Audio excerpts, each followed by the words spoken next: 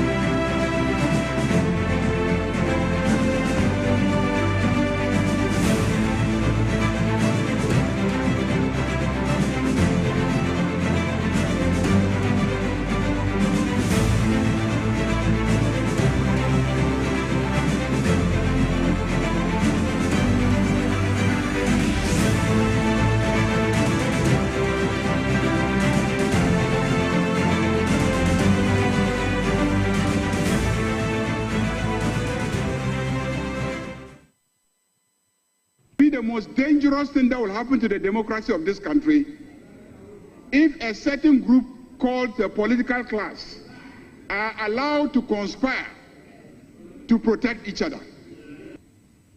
I take a position that indeed the reason why the voters go and vote for one political party as against the other is so that they will come and hold each other accountable.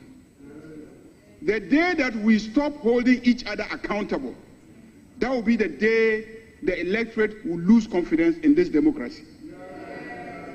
And when they lose confidence in this democracy, that is the end of democracy in Ghana.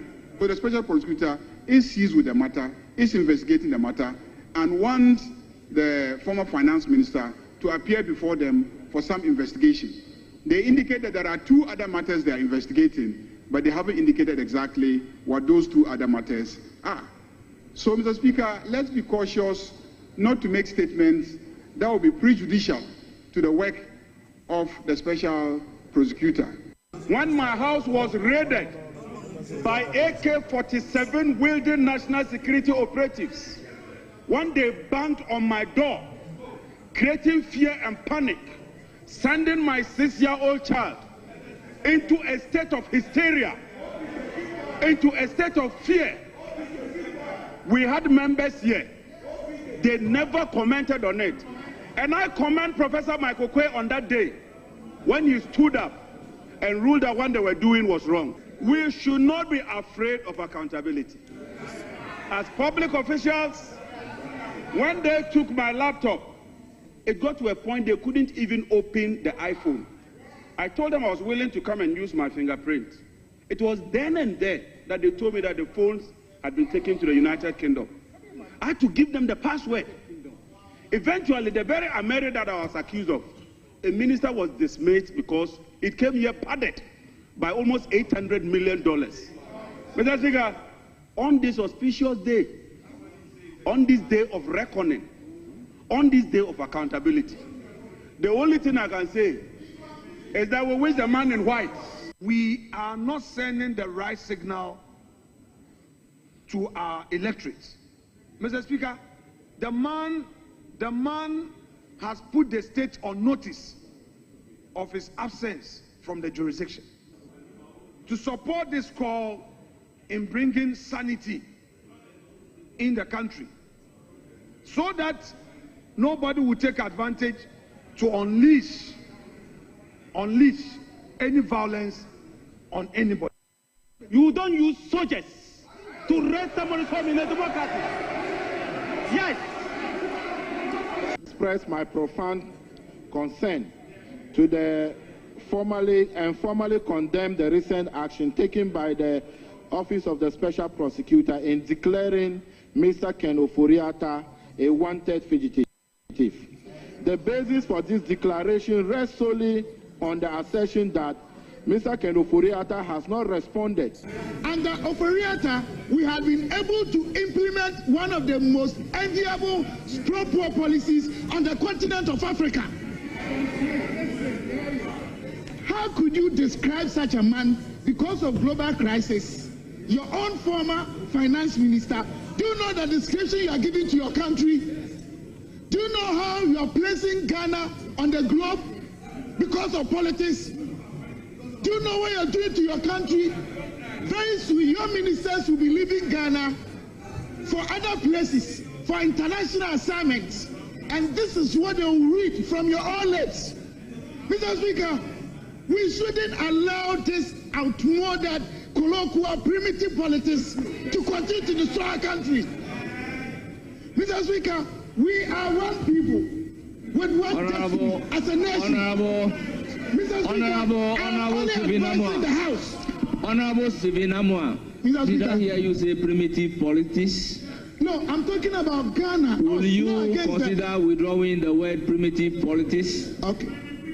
Mr. Speaker, with your indulgence, I have done so. But Mr. Speaker, I think I have to make myself clearer here. I am not even speaking against one side. I am talking about actions and inactions, omissions and behaviors that are dwindling the very reputation of this House.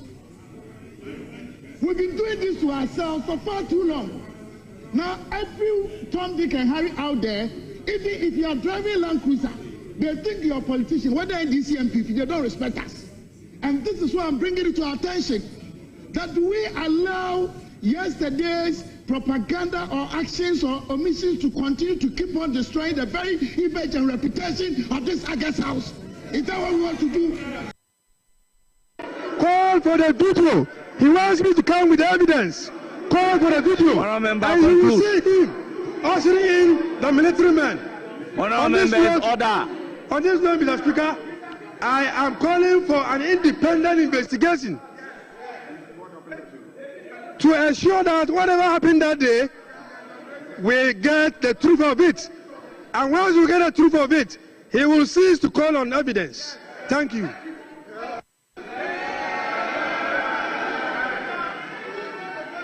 But Mr. Speaker, somebody has accused me. Yes, honorable member. Somebody has accused me that I brought soldiers to come and kill. You don't have the floor.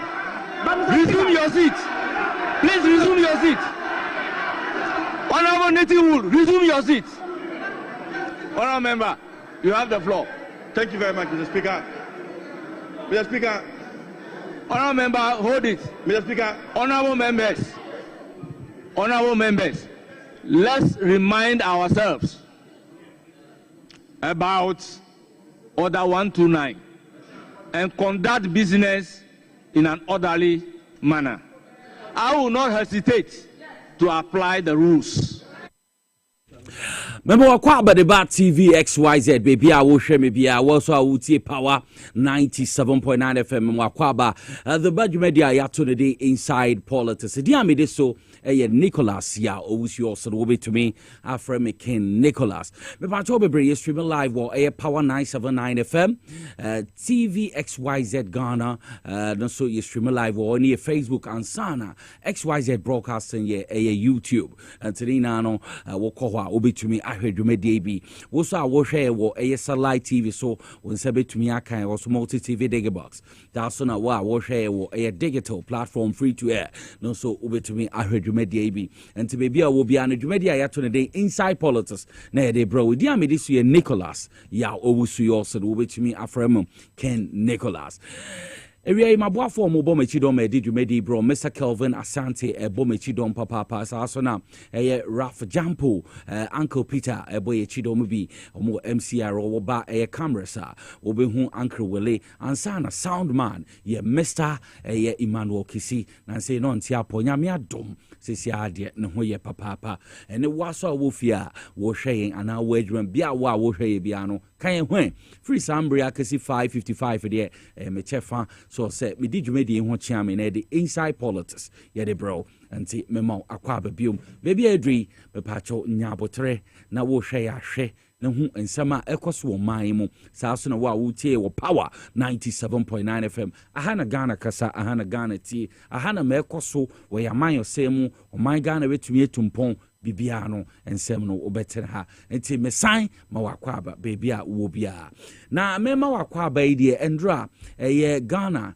yene eye Attorney General eye adia endra ode ensentro for ensembi tudwa na se betodwa asa yenim mpanimfo bia eye ora oponi ni Alhaji Agongomo mpanimfo bebre na nkasa Dr. Isiama emu inansem be piepie mu a na eye 8 years ni yatwe mpanimfo edare sa edru baby no na akoye se wutie eye judiciary na na se ye judges ni adensem o mo kansem ni bi o wa evidence kra ye nya bi enye wutumi ka che obi se obi wa 17 na bank ye good heritage bank eye Alhaji Agongo ene nsem bi a na ekoso a ye nya evidence bi e betumi de abonkofo ikwadu ba no ye sensem no state ni interest was ansem mu nti saade a ade a sansem ina no yentwetwem na ensem ne ba ya yetwetwem na yedua ye frɛ no Manasi Azuri ono so oye journalist investigative journalist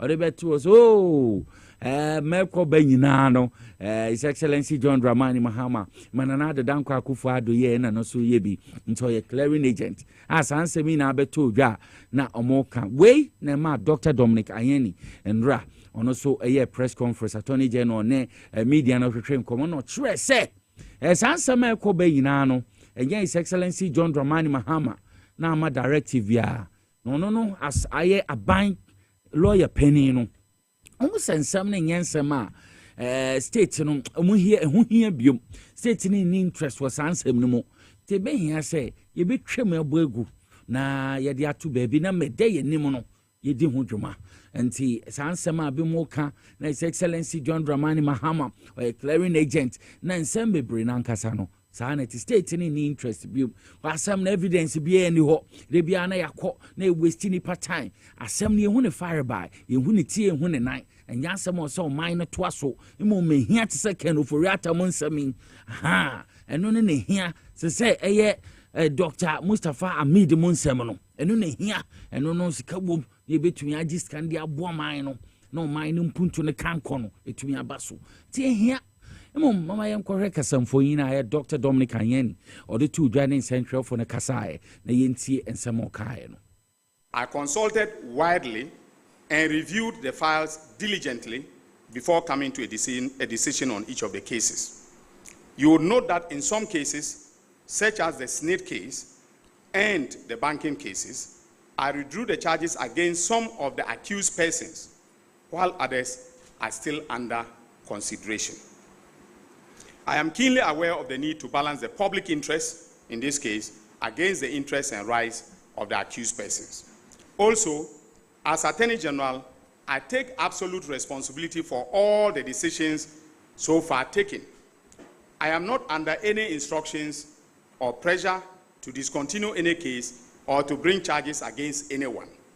Those who are in a haste to tag His Excellency the President of the Republic as a clearing agent should hasten slowly, because he is not responsible for prosecutions and has not directed me to drop any case. Moreover, with the exception of one charge of bribery in the Opuni matter, in respect of which, listen, no evidence was laid, none of the persons affected by my decision so far has looted state resources. There is a gulf of difference between the offense of causing financial loss to the state or misapplication of state funds and the offenses of bribery, corruption, or that of using public office for private gain. In the latter offenses, the individual charge can be accurately labeled as looters. In the former, it will be thoroughly unfair and actually defamatory to label the accused persons as people who have looted state resources. In criminal law, an accused is entitled to know with precision the crime that he has committed and the burden that he must discharge in order to prove his innocence. This is basic criminal jurisprudence, and the charges in this case, and the other in terms of the cases affecting the other accused persons, fail to meet the standard of precision required to put an accused person on notice of his criminal liability.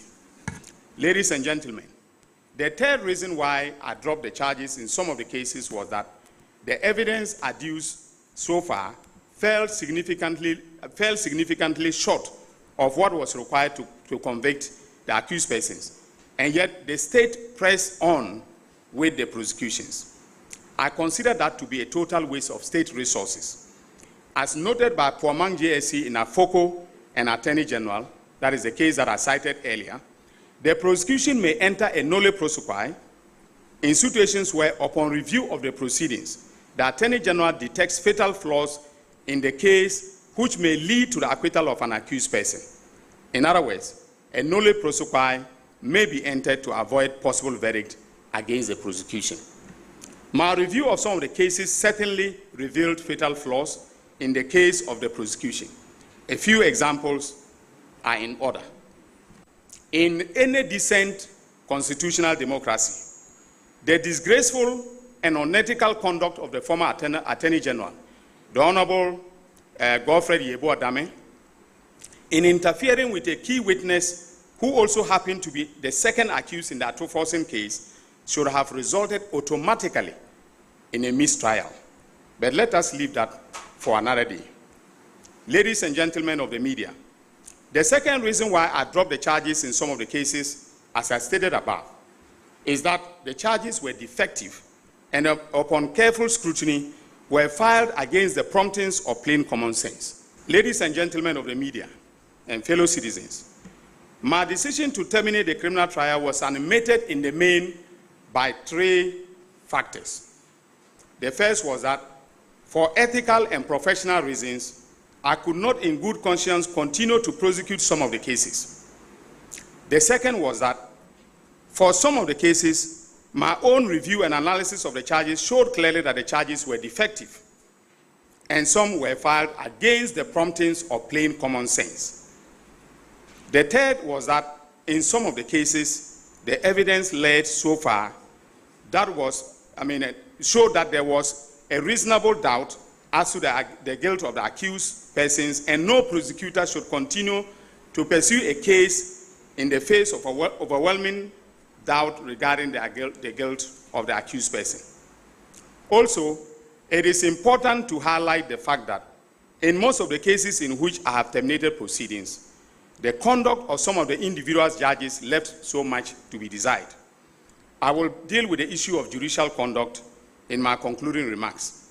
Suffice it to say that it raises a specter of lack of fairness in criminal proceedings where a judge is seen to be overly hostile to the accused and unreservedly differential to the prosecution. Now to my first substantive reason for dropping charges in some of the cases.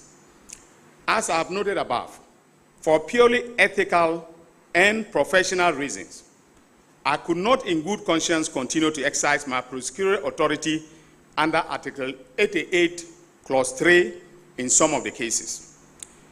These cases were the Republic versus Kesiel Atufosin and another, and the Republic versus Ofosu Ampofo and another. This Dominic Ayeni, a doctor, na yetene kano ono ye Ghana Attorney General. Abain lawyer penny no de ensem no atodwa no. Mo chemi na na se ensem no wo de kwa adwenem na wo hwa nyansa bia nim kwan a na omo fa so ye na ye pese ye twimpanifo 8 years be 7 years 6 years ni asem ni pene di sika ye ni evidence na choka witness mba na ebeka ho nti ema oman no kra boka wo ho asem ni edi eche enye ye wo de kwa adwene mu a ebe ye se ebe twam tinton tan nti asem na no ye te se impanifo bi nsem ye twam a o lawyer ni mapa o lawyer ni oni mede wanka se wo hu omoko ese witness na mba second witness amba na meka ho Bobekaya, the former administration and another Danko Akufo-Addo Dano, Attorney General then. On no to me through be said me person case say 20 per way so.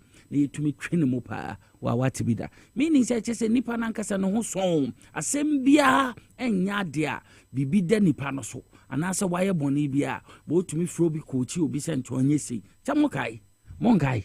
Nti Godfred Odami monkai ne nsem no. One jakpa sansem ni o se ne no da foforo beka ho asem ti ensem ni nyina no mete ne se enye his excellency John Dramani Mahama but a bankruptcy lawyer penny no na e kire se ensem ni huna ho nya me no na sansem ye di a kire se opuni agongo and then no mo ka Dr. Siama mu nyina nsensem se nyanse bia ni odwene ho a wonti ase ono bo eye atofo sem nsemi na e kire se obi kochi obi so nka na ye ntwene mu keke odwene ho use nyanse bia nim tanya dia ebetumi ya boka san di sa asem yeti ya twinetwi anti de che no enya dia his excellency John Dramani Mahama ye beka so clearing agent bia imom eye ono eye abankrach lawyer penny onimede ono na ahwe asem no hu se yedi agrokọ man ni di echi bebe boka mfaso bia ni ho nti tunton tan ye ntwam na bibia ntumi nkonkan ebiom Mobekai deal be a buyer, SML deal be a buyer, Manase Azuri, or the betu John Moka Hunsembebre. Now, Yeshasa SML deal now. No Rakeno Furiata, or need some MPP members be on 1 year pa. Samukai sa kisono. Aha, no, the buyer. When OSP say, and Yadia, Sabin second of Furiata and Pennyphobi. But Ebeka Manase Azuri, investigation journalist, no Okomu, Edis answer me now but two dra. Yes, Sasa media, me bon monoson. I saw for be crated, Temuni Macahon. Tebe here, I say, ye former finance minister, your friend Ken Ofuriata, ye didn't be bisan in some or say, or account for. Sasa K room in Macahon nano. Inti enya de Amoma Yanshan so.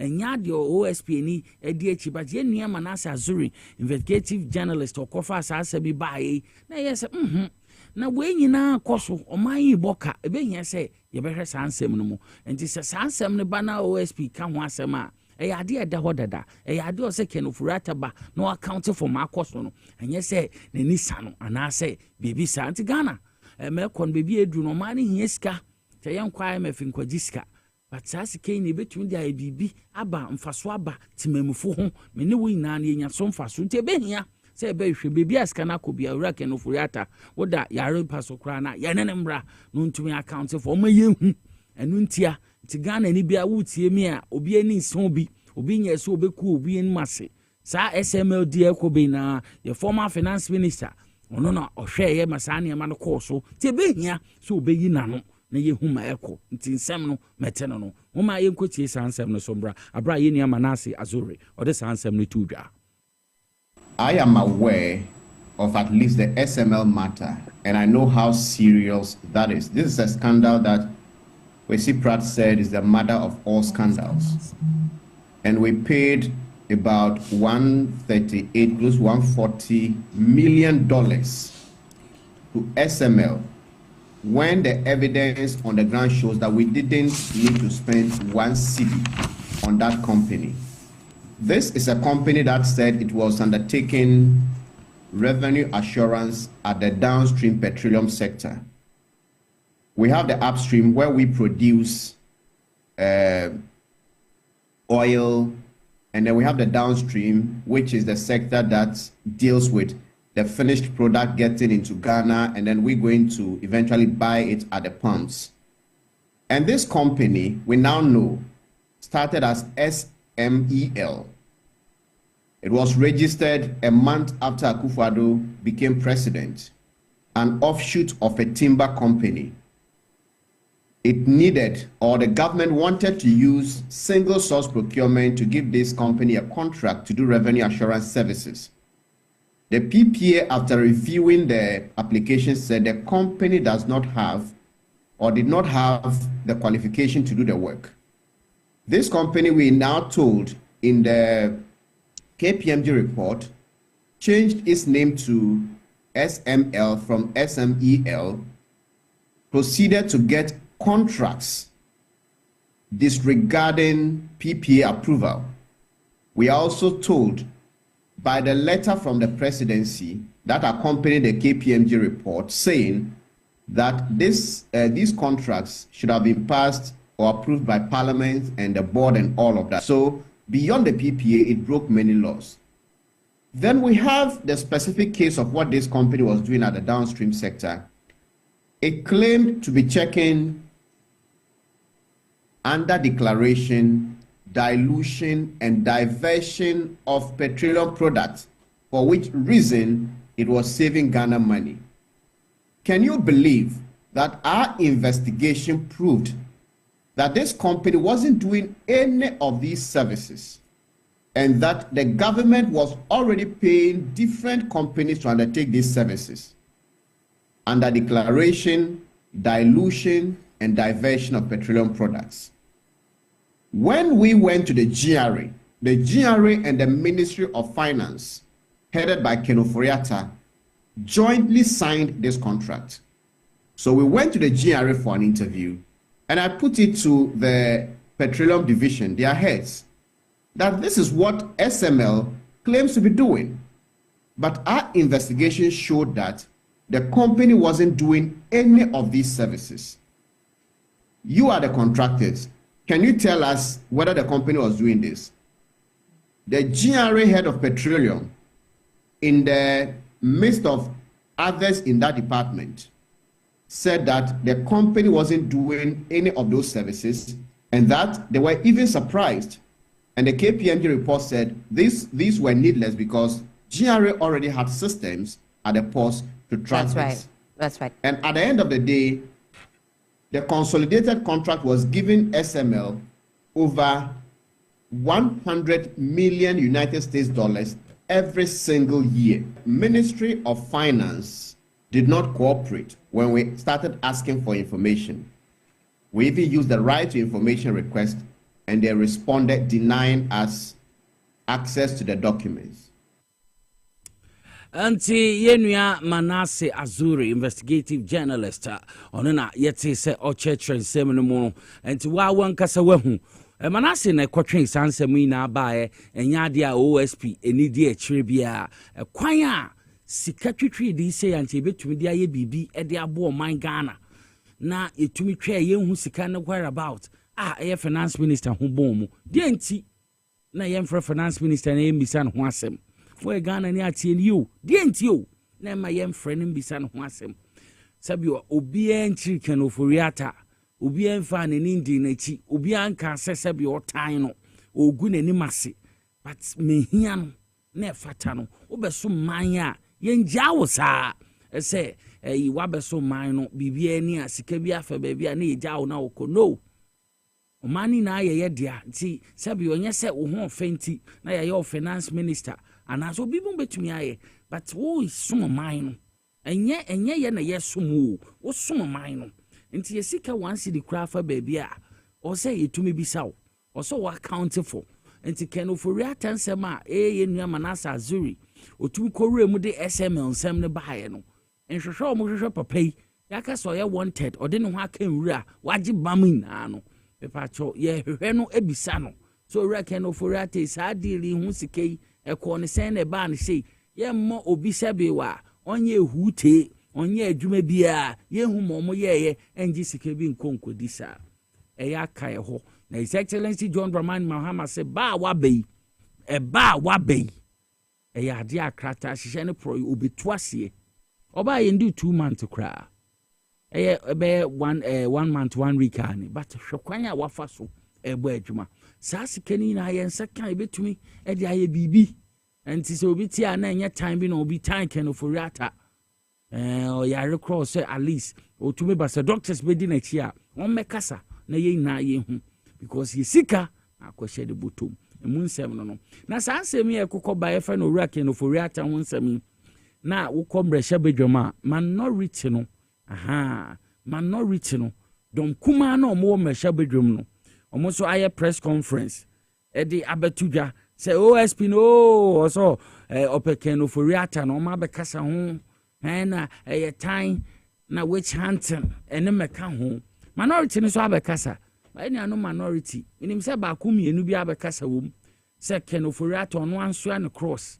asefu abekasa mo amunim pa minority dey amu ye na amunim so ken for rata ensem ni bi ho difo so yi na no denti na sabi waje fam denti na wayire we yi na no so yi na no say ya na say party bidding ti na mabekasa sen ma amunim say ensem bi ho a no ho bomu sa 14 cases sem bi ababa yi na so ni no be yi na no na ye hu moma yenkotie dom kuma na e wo parliament no eye minority or more parliament in some of the two da eye almost press conference or mo ye efeno react no for rata ni OSP insensem no moma yenkotie mbra second oforiata in what can only be described as a state-sanctioned act of lawlessness.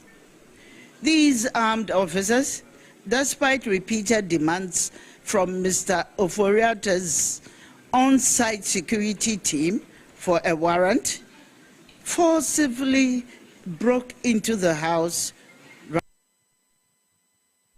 ransacked the premises, searched every corner, and upon finding nothing, left.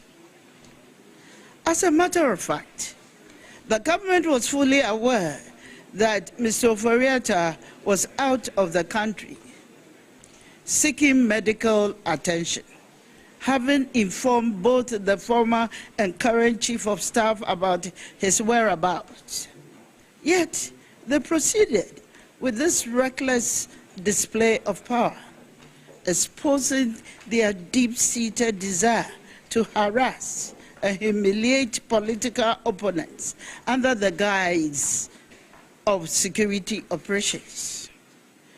Video footage from Mr. Oforiata's residence shows one Richard Japa, a known NDC activist, recently tried in the ambulance purchase scandal, leading the raid conducted without a warrant or in accordance with the law.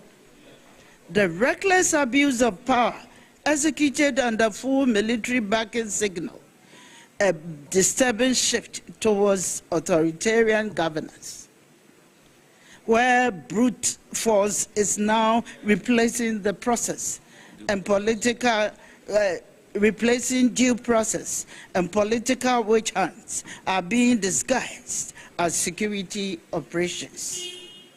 It is nothing short of a state-orchestrated assault on individual freedoms and an alarming escalation in the abuse of powers.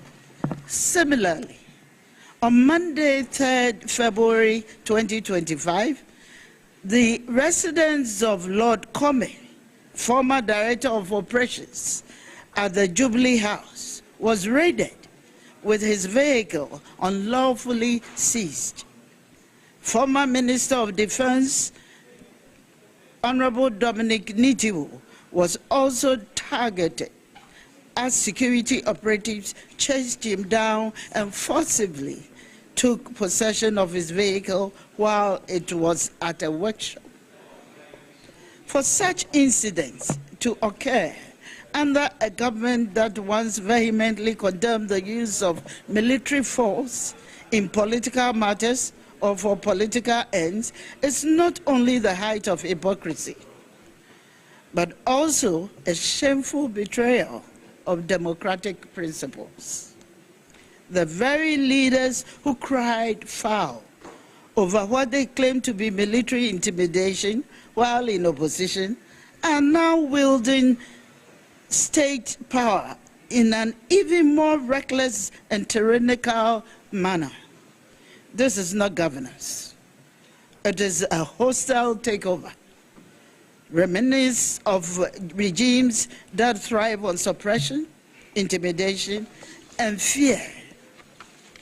Today, February 12, yesterday, February 12, 2025, the OSP, subsequent to the raid, has also, without recourse to law and due process, announced at a press conference that he considers Mr. Oforiatta a suspect and a fugitive. This is shocking. When no charges have even been proffered against the former finance minister. Another matter that demands the attention of the public is the glaring bias and selective justice being exhibited by state security agencies in the administration of their duties. The National Intelligence Bureau, the NIB, on Monday, 10th February 2025, wasted no time in summoning the Minority Chief Whip, Honorable Frank Anodombre, for questioning over comments he made concerning the disputed Ablekuma North parliamentary elections results. His words urging MPP supporters to protect their own were swiftly deemed insightful and required interrogation at the highest level of the security apparatus. Yet, when Mustafa Bande, the Deputy General Secretary of the NDC and Deputy Director of Operations in the Presidency, openly declared on live television on Friday, 7th February 2025, that the NDC would sacrifice the minority leader, Honorable Alexander Afenyo-Markin, the NIB found no cause for alarm and did not summon him for questioning. Neither did they demand an explanation for such utterances. The NIB did not also find it necessary to investigate what was an explicit and direct threat to the life of Honorable Afenyo-Markin and a deliberate attempt to incite violence against him. Mr. Bande's comments were dangerous and a criminal incitement to harm the minority leader. It was a direct attack on his safety and an assault on the very principles of democracy and the rule of law. This glaring double standard exposes the dangerous path this country is heading down. One where justice is no longer blind, but selectively wielded against political opponents.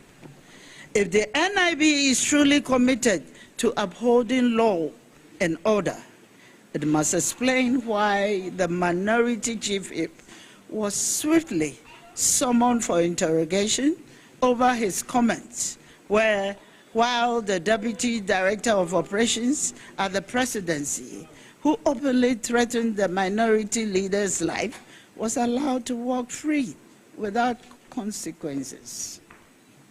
This double standard raises serious concerns about the selective application of justice and the use of state institutions to police certain political figures while others are allowed to act with impunity.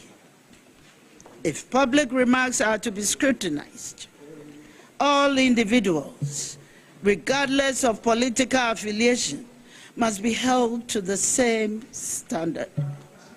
The silence over bandits' threats, while Honorable Arnaud Dampre is subjected to interrogation, suggests a politicization of security agencies and a dangerous precedent where loyalty rather than the rule of law dictates accountability.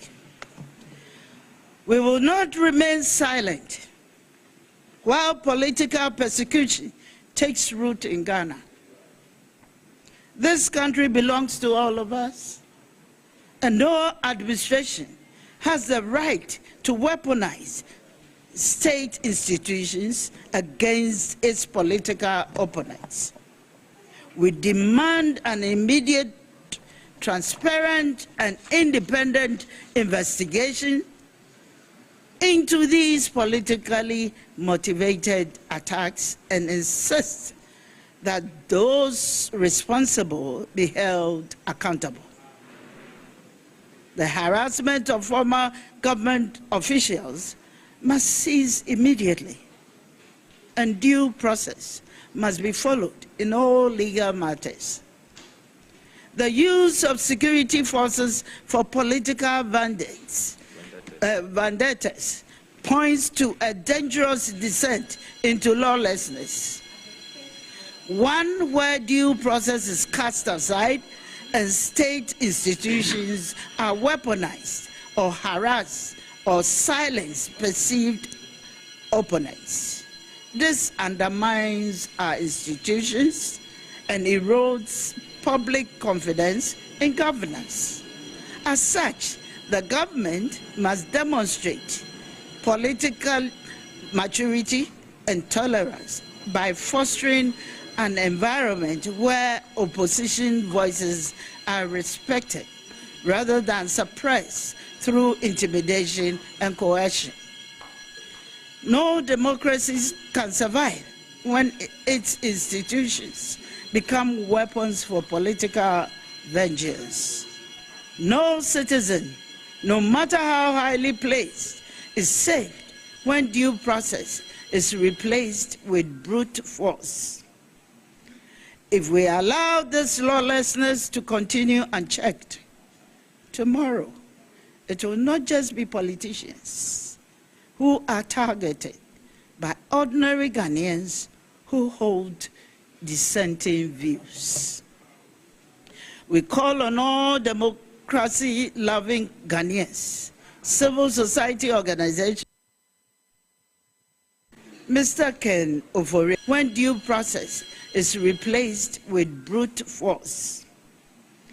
If we allow this lawlessness to continue unchecked, tomorrow it will not just be politicians who are targeted, but ordinary Ghanaians who hold dissenting views.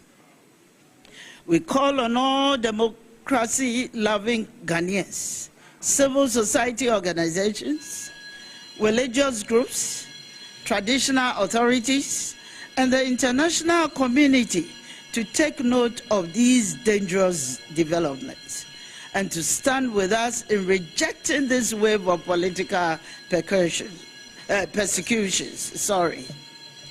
If unchecked, these abuses will set Ghana back decades and erode the democratic gains we have made.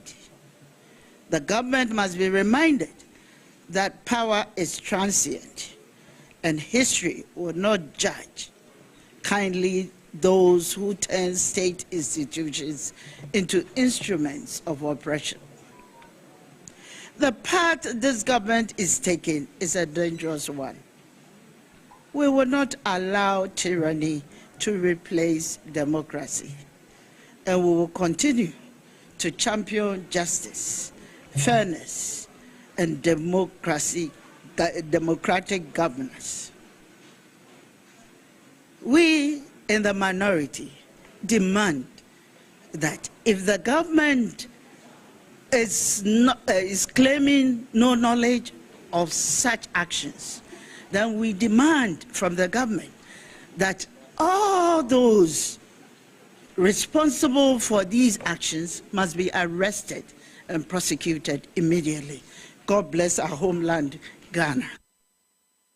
Enti the attorney Mama Pat, yes, Patricia PJ MP, adodo na friend Mama Pat.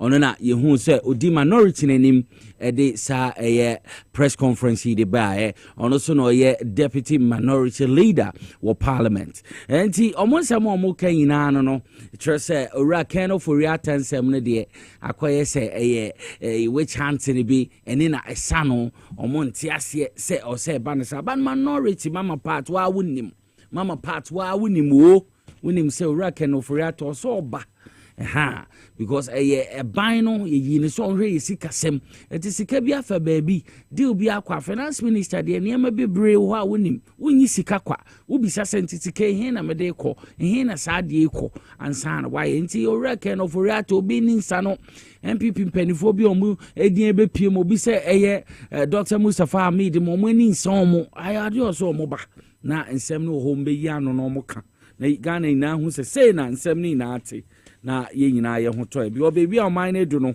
ye hia sika papa enti ye ka na ye to nse frɛ owura ken no for reata se so mbra na ompese oba me no ane se be kan se waje bam ye hia no pa bebi afa wedwane enti be hia se ye no ebetumi akasa ye papa enti onim se nyame ya adoma me pa cho ochina ye fieda Broni si Friday until se wutie mi a Friday chena efiada na ochena ekobe nyina 14 February 2025 ye be kan se ochena Valentine's Day na Power 97.9 FM any TV XYZ nyame adom ochena also tumi hwe television wutie Power 97.9 wo hwe TV XYZ na ochena no ye che 16,000 and kanu sikano Yebeka say 160 million.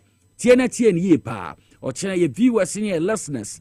Mutie ya obi benya 100 million in Kanus can say 10,000 Ghana cedis. And ye ultimate prize, cash prize. And ye prize be akeku. Cash prize. Sika asama broni coffee nesa cash. Get no coffee la jan. Cash prize 100 million old cedis. Me pacho mutie ya nipa ba ku benya 6k. Na 60 million old cedis and 6,000 new currency no so your best spread it ye be bi bonus ni obi ode ne ho be wura bia no ono so anya bi ye pese vase enye donkote wudi don no wo kan sika wo kan la jan wo kan no kofiu wunya dwete ma bibia tumi konkan enti wutie mi ade te no tie na tie ne ye pa dwete no kofiu la jan kudi ono na ye ka ho asem no enti mo sa wo ye imprempre no so wo hwe me so wo ye mprempren no so wo be for mobile phone all network tie na ye pa network bia me pa cho bebre wo be dial star 274 star 10 hash sanity star 274 star 10 hash me pa cho bebre wo enter draw na one draw bia no ye beto 10 Ghana cedis na menewa nche mebagum abagum and then I say mansaka me part of way Valentine's Day jackpot chawodo edition there na wo train or television yiswa na draw no be koso or TV swa na draw no be koso it is a wo hwemi and I would see me part of Power 97.9 FM and as a wo TV XYZ the dem mami chia chairman o se ade yo Nana Kofi Atochi chairman o se ade yo Nana Kofi Atochi Memphis East constituency chairman o se ade yo usi office kesepa e de ama Memphis East NDC 4 na chairman so cha ken e ade a me de me hu hyem me nkwala no Davis mo me mma no ne me titafo nyina echa me bobie guma mo nti chairman Atochi se kire wodo o kire sika no ye che no oma ne chitafo ni nyina ne chitafo ni nyina oma boagum etumi edibi ye mensaka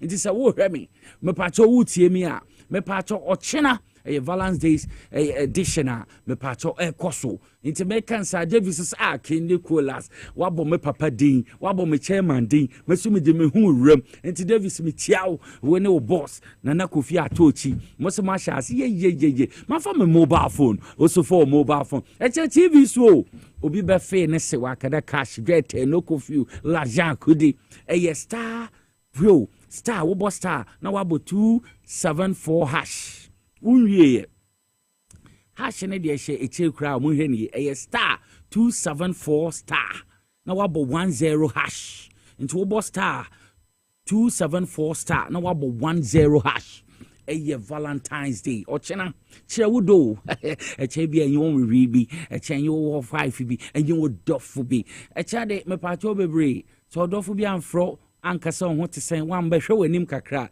na hu se chale watu afa ho obampa ho nti ochena de me pacho dofo ni udi nkomo 7 no so betene kana won hu ni biem de eche echena won ka ho nti ochena na de XYZ broadcast and Power FM ni TV XYZ me se ye no Ochina obi benya 100 million cedis sa so na 6,000 ede ya chama obi anti say see a numbers in a good screen and so wo so a wutie me no bo star 274 star 10 hash star 274 star 10 hash Ochina TV XYZ Power FM ye beche sika no obi ebejim kunkurum na Thursday no so aye de Thursday medimani che wo say kropon aha wo say ekropon ehwo na meko na mene Nana Kofi Atochi o si ade yo me no mo kodi Thursday no Davis ne no dom o si ade yo me no mo bedi enti o chena de o se kropon na me kodi Valentine's Day no but me try me wo se kropon fundi o mo hawuram chema Nana Kofi Atochi o si ade yo bogum me judi bogum ba ku bi a 10 Ghana cedis so ba ku bi a 10 Ghana cedis enti bogum babaimu bagum bibimu bogum aha nature say intumen kom sa so na manager Charles amenfi man raw bank wosumi tiao wosum bogum manager minim se mu ina mo hwe mu bogum sa sa na tie hwehwe so se benya DC MC papa wa amenfi sina bibie tumi akonkan penfu go so na emoni beje enche nti mumbogum nti se wutie mi a sa na tie mensako bogu mochina chino eche vaze into china obi benya 100 million no 60 million so ya chama wa obi rombia obenya kakra atafre homa bibie tumi akonkan nti hyase ze china draw neighbor na before na na pelaze ze china e just kese na afi no bogum wo ma cha wunya bi nti se wutie mi a bogum sesia na ebetumi abo papa ma bibia etumi akonkan enti bogum na bibia entumi enkonkan na bibia enhye yemaw enti baby adri dem say behia papa Thursday na edi ho nkomo mensa aka na edi ho nkomo but ebehia sa menu na no ye beji apomuden we de enye say ye say me Nicholas ameti he me say mo hwe ni ye aha me say victory garlic mixture me de manumbia na me si hey na me de ko cameraman fo no ho wo so cha say akomesi omo so me numbia che we me pacho ya real onya binom ebebo ye friend victory garlic mixture me pacho obi ho awakomo bo pepe abnormal onya bi ebetumi aboa eboa ma moja ni die frusan ye cholesterol level no ebrena se ohuma me chere no e reduce na kama e boost immune system no mo pacho bebre e for general well-being obi o se mensaye titriti me na ye titriti me kan for victory garlic mixture area ama we de me ya je doctor nsem ni na aka ma fe no dodo ye hu na che obe pie mi de na waba enti sa wo hwa me pese sa semadu ade enimi wa wo hwe mo TV XYZ wa wo hwe inside politics wutie wo Power 97.9 FM me ma Dr. Akwabe tie nsem ni yi apomudi ni hia ye reset o mangana o se etumi nya apomudi ni etumi de reset yi na bibia etumi konkan ma me ma Dr. Akwaba Dr. Akwaba yenua na bibia abako de do wa da se isia na ache wa be de aba because ye hia so say cleanser system na bibia etumi konkan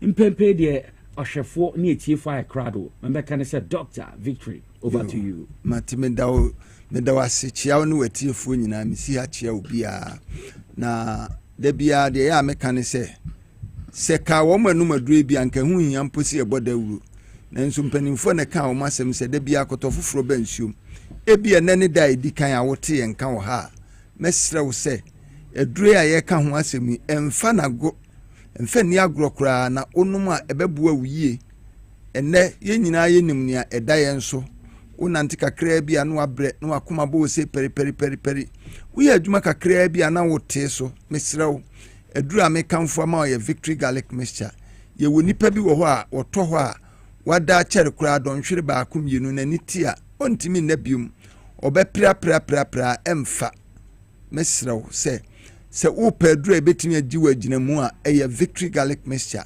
de ne nsaye titiriti de ne naye titiriti obi wo ha ne mpaboa woro kura wonte ye wo bi otena ka mu a wa chere kura no miti be yedu kwa aduonu na ne nase apagya na ne nase ataatai so wo sa haw no a ne akira ne se umoja ni ntimi ni afurusane wo nipaduam na opese umoja ni di afurusane a eyedure yesimanimu a aye friend victory garlic mixture no se wo Facebook na se wo hwe TV a obehu se wo ha kama wo mo enum ne de se de bia meka no e ka wo nkwanke nkase bium nanso ebie nani da edikan a mesre otu anamo ne kokoto aduro bi ne beboa opa e ma wo mfichi konye oba bi wo ho an mfichi kono eye dakro nanu abroso anansa na atwa ne nansa no mpo bia na maye o ubo se eba kokokoko sane na wono anim na ogi ne hu di se okomfichire a otimi esane kama no we de entisa hu se enkoyie kura ntimisrew so wo sa haw na victory garlic mixture ene beboa wo obi wo ho na mo asabi ase aso ne blog no aye dududududududu wono a wonyare na enso wontiapo eye victory ena mekamfo ama wo wo ma ennom ne de bia se de meka no wo mu nimaduro no se ne esi ya adwuma fa na se ebia na wotika mu a ma memfa na ma ne ntudwa na usia ubetimi afre na ma ne ya 020 129 3280 020 129 3280 ofra yebetimi adinkomo akwa akire na bibia nchechemu bi a ope no akoso ede amawo ye wo ba ya kana asem se ukomfichire a enye papa no obi so opa wo na nsu ni fichi konye mesrew se victory ni de onomu a se ne moja ne tie bia no ebe yi obi numbi osi moja na ohunu ye net se kota tun se o wasa ha na twa akoma to yem eno ane se okọ pharmacy drugstores ahodo no mu a wo se me pedro na ye friend victory garlic mixture na rehosem ne se obi wo ho a okọ no ani bia wo de wo ho no obechinchim nsa na ode ama o se oni nyina ye adwuma kro sebe okọ na anya adwuma wuntimi nkwaji usika ne biom wa fa usika na di wo de pedro ni din nante se ope victory garlic mixture o kase ni nyina ye ade kro a wo se victory na wope na wa obanum wi a obedi hu adanse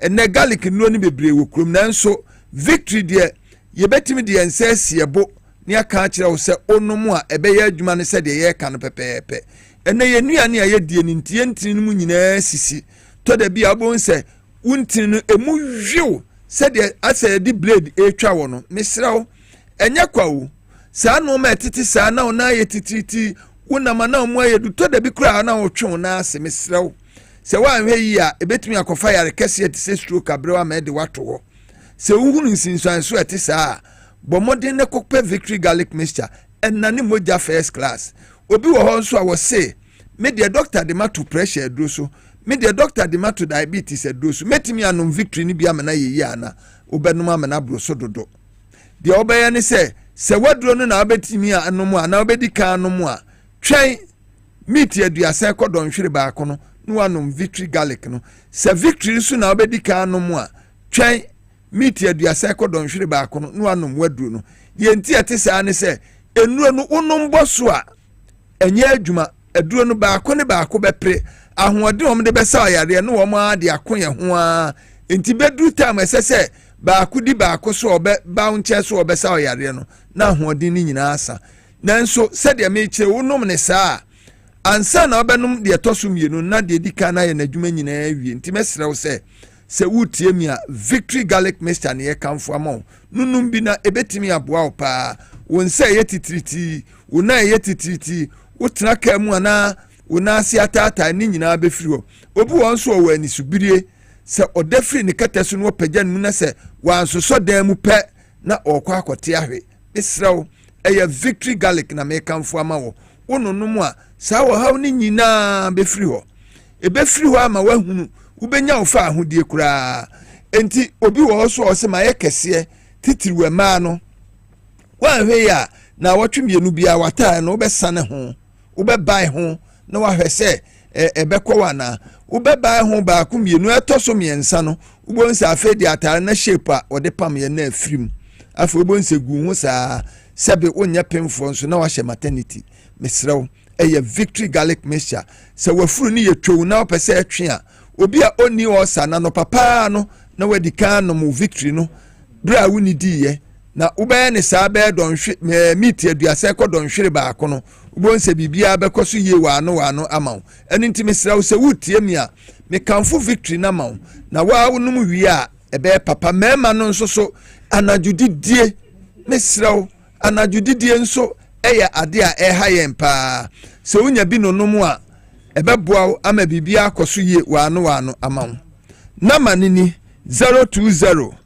129 3280 Mr. Omeka say wo fra unyame efise mia na meka say ena ba akoso ye 024 25 45 633 024 25 45 633 se unyane sa bibia adadin bibia wu na obehu se ampa wo ho a eye obasabasa no obi wo ho a wo ho anadwo a enikum timi kan prekope be 7 o'clock ekono odi na nikura enye na nikum saa woto ho a wachere kura don hwiri mienu miensa emo be 10 ekono na wada awie obeya kosisi ade beche ebeba ne saa no na niti da bia na meka se wo ho na obo enamu bosia yare na ofrefra ma ho se wo ho na wuntimi na chese oni padua no enuma enkoyie unum victory garlic mixture ebemu ada kama obesore no ahoden so na ade besore enti se enura ahodo bi wo ho a obi a wonum a yese wobeda wo da wi ade beche no wo sore akwa adwuma kra na ayeden efse aduro ni ginagina wani so saa victory ni nti saa eno de onum na se eye ohun adwuma na dwono ma wo da wi a ade chi a wo de ahoden ni ahokeka ene bekwa akwa ye wadwuma fefefefefe enti misraw se unfichi kwanya anom na ebeboa wo obi a ne nsa ye titiriti misraw onumu a onai epeja ya na anansi ache wo no obi wo ho a wotena se no osori a jesu oso ne sire oso ne sisi na ansa na watimi atini no mu misraw entena se me nka wonto ne kaunto a wo ye ho hwi a enye yie enti misraw se per victory garlic mixture na chi akwan na enum na emu aboa wo se me da pressure duro so a enye bone wo benum ani victory no we nu aja meet aduase ko don hwere ba ko no anum saa na we nso so tie say diabetes dia na doctor de wato so a emfum so ni hu so obenum ni nyina abom ye ne saa na emwa na ma no ye dika abobo se wo enkran ha na opa victory garlic mixture ni biato a ukọ kan shi drug lane a ebi wo ho repairs ventures wo bi kinsuo keba wo bi na naboache e wo bi halo seba wo bi a Chester pharmacy onso oton victory garlic mixture ni bi ashama ukọ ekus ukọ widama victory garlic mixture ewo ho wo mo ewo kumase PFA pharmacy ewo New Road Tafo eno nso ubenya victory garlic mixture ni biato enya ho nko Misty Herbal ewo Mrom Colinac ewo Ashtown sara nso na se ukọ Habme pharmacy a wo mo nso ewo bi sara nso wo Kofodua nso ukọ Benol pharmacy ukọ adodo a wupe bia ubenye biato Wama watamale nso munko pike ho ukwa victory garlic mixture base life pharmacy ensusu ewobi enti misraw eniema yekan emu na de keto akura se bia bosome so mfikyire no nya adakru mienu wose opad ho atone da bi ebetimi akwa yare abro efse moja no a etu won nya se etu kekewu ehuhuru mu fi no na masa fi na wo mu a edi unya ni nyina aba besina ko wodi ahuhuru ye no akagina oni padua nti wo hwe kwan se den ne besi ana ebuabua no duru baabi a ebekọ akọfo ha okese abrel afi obekọ hospital no yesi yare wonyare o nanso wonte apo wa wote nkasa wonyare doctor so hwie mu osi hwi ni ho mesrew eye victory obi wo ho anim fichi ko ne duru so a jai bakura no eno buachi biti ebehwe ne saa mesrew se pe victory na kira kwan ne nonom na ensiesie na mmoa o na ma ho nsisi wo so ye ne saa ubeye kama de wontimi ni de sunya binum a ebeboa na me na didi entimi sraw se wutie mi a eye victory garlic mixture shop pharmacy bia ye ton aduro wom ukona so pe victory garlic a mesraw ubenya bia to enye nakura ewo miai bebre enkase bia doctor de mato aduro so menum enye ye onum ebeye se nanso ni da edikan a wo de sohwe ubonse mfichi kona aye o ha bebre a wo se manunum nuo ma ye nuoma bebre a emfa no victory de unya hia ne pa we hia agenkwa ebeye ho adwuma kama ama bibia akoso ye wa no me de na ma ni tudwa biom 020 129 3280 020 129 3280 anase 024 25 45 633 024 25 45 633 upebi ato won kran ha quadraglen no kanshi tina teto ho nanabuache wo ho hallo seba wo ho kingswalk eba wo ho a Chester pharmacy ono nso ewo draglane ho okwa ubenya bi ato wo ma ewo enkran eha no enam abobon repash nso ewo kanshi draglane wa okona pe victory ni bia enye nakura ashama mfonko Ekus pharmacy Widama pharmacy enye na okwa ubenya bi ato wo ma wokuma senso mesramo me kiramo PFF pharmacy owo New Road Tafo okwa ebi wo ho sanso na Habme Heba ono nso ewo ebi wo ho ene mia ahoro Benor pharmacy wo ma wokofo dua mu nyina mu ntunko ho takwa ene ne mia ye nyina okwa ubenya victory ni bi ato ene ntimisra wo ye kan tobi na dasanese wo hia yen a watimi adi adanse se ampa victory na moma mekotoe no se ni mahunu na minim se ubegye adanse ama bibia akoyie wa no medatiefu ase Uncle Nick, me da also ase. Maso me da ase papa. We say cropon so say ma ebimbre ho. Ha ti we we say cropon. Chairman na Kofi Atochi mu. Omo say ye be da ase papa. It's victory ma fa mezeda da. Enti ma ka no so ye nkai fo na dia. Doctor ye be da ase. Same time next week ye be say share. Ye da ase papa. Enti the etno no victory garlic mixture. Kwanche for Dr. Dano na ye te ne nka no. Menya ne tie say we say cropon bogo so filling station ewo ho mo bien hu ha wo kwa television ewo bo say cropon bogo so kwan no so shelf filling station papa omo ina hwe ma TVXYZ power 97.9 FM nti mo ina nchi akese enkomo mo ye pa wo say cropon shelf filling station bogo so kwan no so a me chechi abo baby ayedri ma menko na menkoje aboafo enkrato ombra adesu wo say cropon kwan no so ye say hey adesu no so edide Musa Davis ne Nana Kofi Atochi. Mamenje commercial breaking bra me ba. Ka say dwumadi ne inside politics ye be di on my Ghana hon komo. Ye be hu lawyer David Warwi Brown ye better nka or lawyer ni ma senior lecturer ATU. Sa so na Law Wings Kwesi Gate or former Central Region Communication Officer de ma NDC. Ekuku da me na me no mo be di komo. Nti ma men konkoje aboafo nkrato ye ba ensembe bregu bamba so aye be di hon komo me Basia.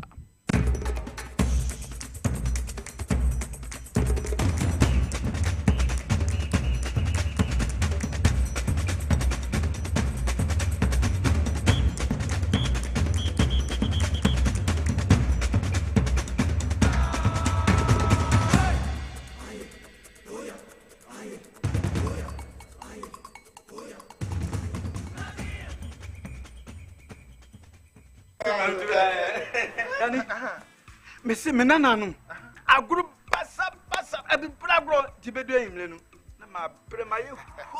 As for me, I take very good care of my grandkids. Ye di agro na yes eduru mre bi kra na me ba no timide omo be gumi so weekend no. Hey, womle memre. Eno nti na me ka kire o say ya no medi garlic capsules. Poso nyina ebe sisi so kama. As I stand here, my doctor said my whole system has improved very well. Medi garlic capsules. Yes, Medi garlic capsules. Oh,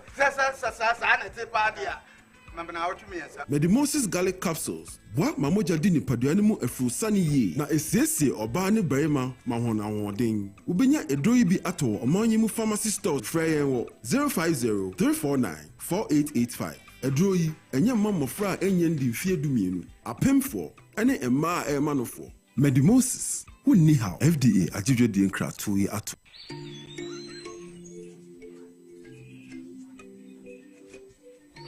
Upon your arrival, you are introduced to your butler, who plans your itinerary. So many activities, all in the same premises. You visit the gym or the stables, they have it all. At my break, I'm able to practice my putting.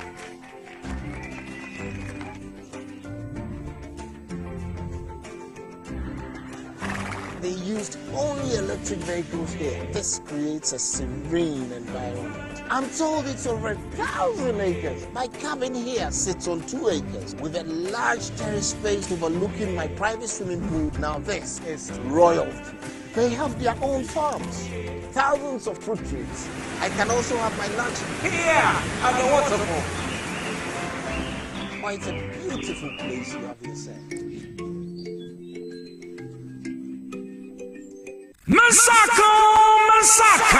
Mensaka power jackpots yes abomu bi e chere wodo Mensaka Valentine's Day e chere yen do e rin in the bay change me the 14th February Valentine's Day it's obey yen ye be chere yen do zama yen na do there chere wodo na cash ball side de me raza power jackpot modern yen de be for mobile phone never dial star 274 star 10 chain bi o star 274 star 10 nere enter draw na ticket crew bi 10 Ghana cedis. Enti the more erito tickets no. Now what chances of winning is sura no call. Na yi na bezi ni boom gegege. First prize in here 10,000 Ghana cedis. Me raza.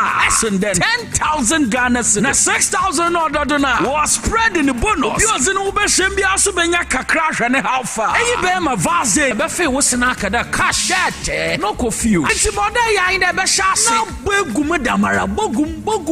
Na begum so. Ebe star 274 star 10 hash. Now win in the big which will have one. Mensaka. Valentine's Day special easy. You busy dog. Now ya sena can cash account. Get it. No curfew. Mensaka. Chagum nezine big. Na ede na ya obayi a oda former son ya funu mu Oh Mr. Entry also yare ya titi be benfie pi nanso ne yam nyono da se me chew no ahodo amato a me hunu hwe a ebe ya nwanwa menyi ni se what ulcer tamfo hexa capsules any hexa mixture ya no mbom kotia ulcer no bia ma no anom anka ne ho ato no dadaada ulcer dro de eno ani hexa capsules any hexa mixture akom ni nchiremu ulcer ye kura eto ye funu ene ensunu mu etuma wo ye funu ekeka wa wogire ho a enyi ulcer etumi ema wo ye cheko ebra wadidi awie so how eye ulcer de a compare hexa capsules any hexa mixture nanom bom na ho ebeto pedudu atu a ko okanshi drug lane Kumasi Dani Herbal Takradi AA Mensa Anafre 02038228855 Apefo abatanya woma won mofra no fo ene mofra woni mfie dumienu enka ho Haxa capsules ene ne mixture ulcer tamfo edie age edwadie nkratoyi atom. The serene environment fits into the goal of the school, which is simply to provide excellent educational foundation for your ward's development before they commence primary education. At first glance, clearly you will see why the school is called Hebron Hills International School, as the building stands tall overlooking town. With a Montessori style, we have experienced and dedicated staff and trained teachers. Our small sizes classrooms are meant to enhance teacher-focused approach where children get one-on-one attention from the teacher. Hello there. We are open at 7:30 a.m. and school closes at 2:30 p.m. After school care is from 4 p.m. to 6 p.m., while early drop-off can be arranged at 6 a.m. Hebron Hills International School is located at Midye off the Nsawam Road. Locate us with GP postcode GW0688 GAWEST and GPS code 06884870. You can contact the school and make further inquiries on 050-876-2375 or call the office directly on 0302-918768. Email us at hebronhills.school@gmail.com. Hebron Hills International School. Excel and shine.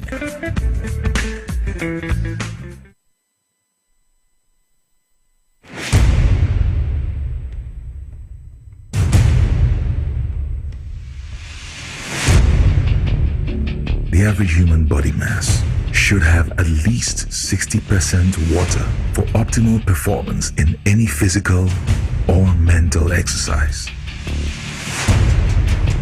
We can help you maintain it naturally.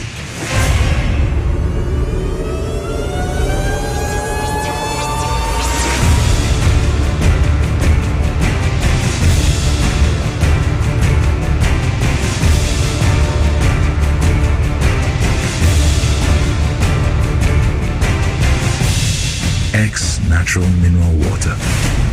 Simply natural. For bulk purchase, call 0596-273-546 or 0596-273-547. This advert is FDA approved.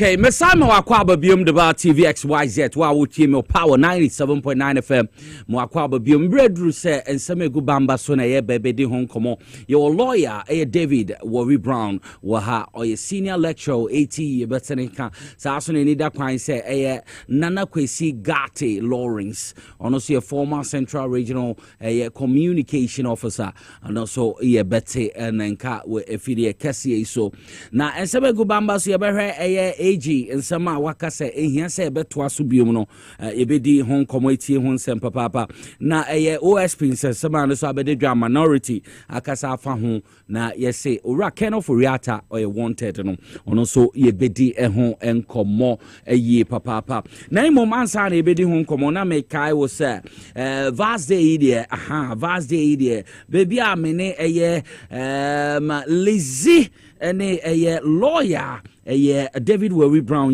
na weekend ye kwa kwaje ni fiafo na obe me akwaje ni Safari Valley Eco Resort and na edi jeskin na Dakar no so no be kwa fa kana no so kakra na ye Philippa nti be pato sa wo hwamia Safari Valley Eco Resort na make am for the amom Safari Valley Eco Resort wodi weni etrem wo ho weni beji ye papa emwo aye ntamfa eni hu ebi antelope bi ye zebra mara eni mwo ahuru ni na kwa ebe hu mo Safari Valley Eco Resort wo kwa canal bi ho insua no so yetumi de canoe nsi so be the jet ski be kwa akoto so na ye dam so sa waterfalls baby obeji am from apa be fa ho ehwo ye wino we ni beji sama hat ahro wo ho ansana me pa cho baby obeda na na opesa woda ana ma obedi nnuane ahro obe request ye de be ma baby obeda nti vast day the weekend ye gi ani enye baby ana ye kwa akwaji ani ye for Safari Valley Eco Resort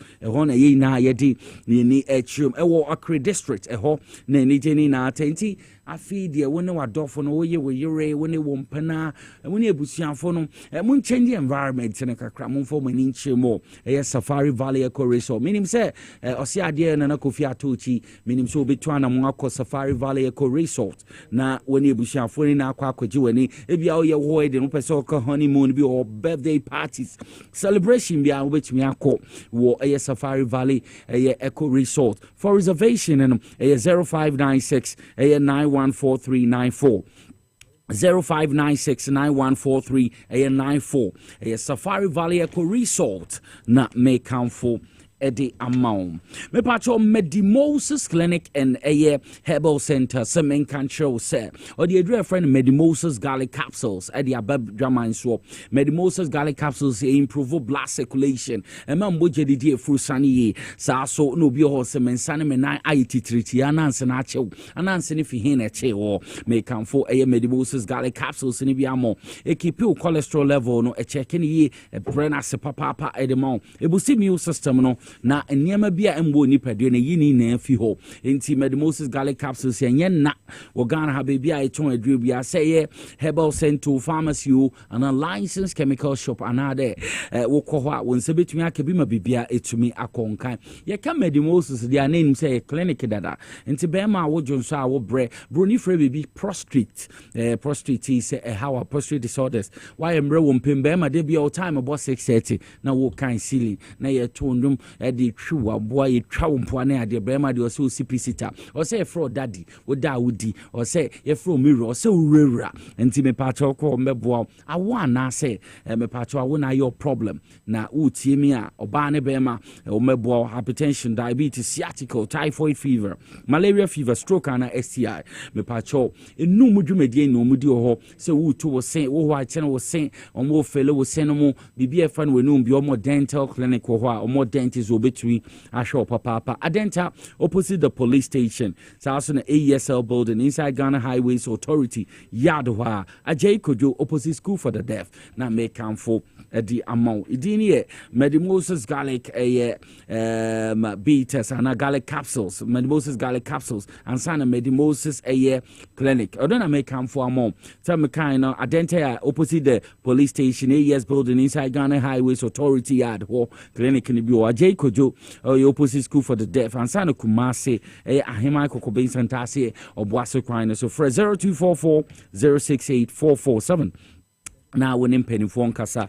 na bibia entumi enkonkan says you had make us say nana kwesi gate Lawrence gate kwesi no so abekansa the man from Winneba Simpa ono so abekansa wa hanti enche yebedi nkomo na ansana yebedi enkomo no yebehye nkomo egubamba so asene mepese mo besan akofa ba press conference andra attorney general or the two dwa Dr.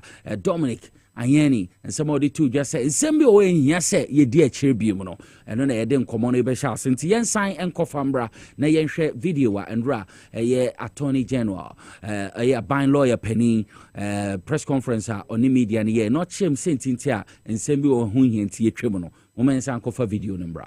I consulted widely and reviewed the files diligently before coming to a decision on each of the cases. You would note that in some cases, such as the Snake case and the banking cases, I withdrew the charges against some of the accused persons, while others are still under consideration. I am keenly aware of the need to balance the public interest, in this case, against the interests and rights of the accused persons. Also, as Attorney General, I take absolute responsibility for all the decisions so far taken. I am not under any instructions or pressure to discontinue any case or to bring charges against anyone. Those who are in a haste to tag His Excellency the President of the Republic as a clearing agent should hasten slowly, because he is not responsible for prosecutions and has not directed me to drop any case. Moreover, with the exception of one charge of bribery in the Opuni matter, in respect of which, listen, no evidence was laid, none of the persons affected by my decision so far has looted state resources. There is a gulf of difference between the offense of causing financial loss to the state or misapplication of state funds and the offenses of bribery, corruption, or that of using public office for private gain. In the latter offenses, the individual charge can be accurately labeled as looters. In the former, it will be thoroughly unfair and actually defamatory to label the accused persons who have, as people who have looted state resources. In criminal law, an accused is entitled to know with precision the crime that he has committed and the burden that he must discharge in order to prove his innocence. This is basic criminal jurisprudence. And the charges in this case, and the other in terms of the cases affecting the other accused persons, fail to meet the standard of precision required to put an accused person on notice of his criminal liability. A few minutes ago, I signed a directive declaring a high-profile person a fugitive from justice. This person is wanted by the OSP to answer charges in respect of several cases, including the following. 1. Contractual arrangements between Strategic Mobilization Ghana Limited and the Ghana Revenue Authority for the stated objective of the enhancement of revenue assurance in the downstream petroleum sector, upstream petroleum production, and minerals and metals resources value chain. 2. Termination of a distribution, loss reduction, and associated network improvement project contract between the Electricity Company of Ghana Limited and Beijing Yawson Technology BXC. 3. Procurement of contractors and materials and activities and payments in respect of the National Cathedral project. 4. Activities and payments in respect of a contract awarded by the Ministry of Health, initially commenced by the Ministry for Special Development Initiatives to Service Ghana Auto Group Limited for purchases and after-sales service and maintenance of 307 Mercedes-Benz Sprinter 305 CDI ambulances for the National Ambulance Service. Mr. Ken Oforiatta, in what can only be described as a state-sanctioned act of lawlessness, these armed officers, despite repeated demands from Mr. Oforiatta's on-site security team for a warrant, forcibly broke into the house, ransacked the premises, searched every corner, and upon finding nothing, left. As a matter of fact, the government was fully aware that Mr. Oforiatta was out of the country seeking medical attention, having informed both the former and current Chief of Staff about his whereabouts. Yet, they proceeded with this reckless display of power, exposing their deep-seated desire to harass and humiliate political opponents under the guise of security operations. Video footage from Mr. Oforiatta's residence shows one Richard Japa, a known NDC activist, recently tried in the ambulance purchase scandal, leading the raid conducted without a warrant or in accordance with the law. The Enti besamo akwa abebiom deba TVXYZ Power 97.9 FM. Abebi edri kukudam na jinkonya atena so ntisam egubamba so na yeba ebedi eho enkomo. Make us a lawyer David Wewi Brown or senior lecturer AT wajena konya ebedi nkomo sa so na ya ye brother Lawrence Kwesi Gati. This year the enchian ha anchoba no lokuni ozibi aba. Or former Central Region communication officer NDC or a member of the National Communication Team. Ekukuda mimienwina ende yebedi enkomo. Penfo mama kwaba. Bibi abako die. Ndudam for nadum na mumpa. Central abako. Central ze nyakupo nadum. CCAD so far so good.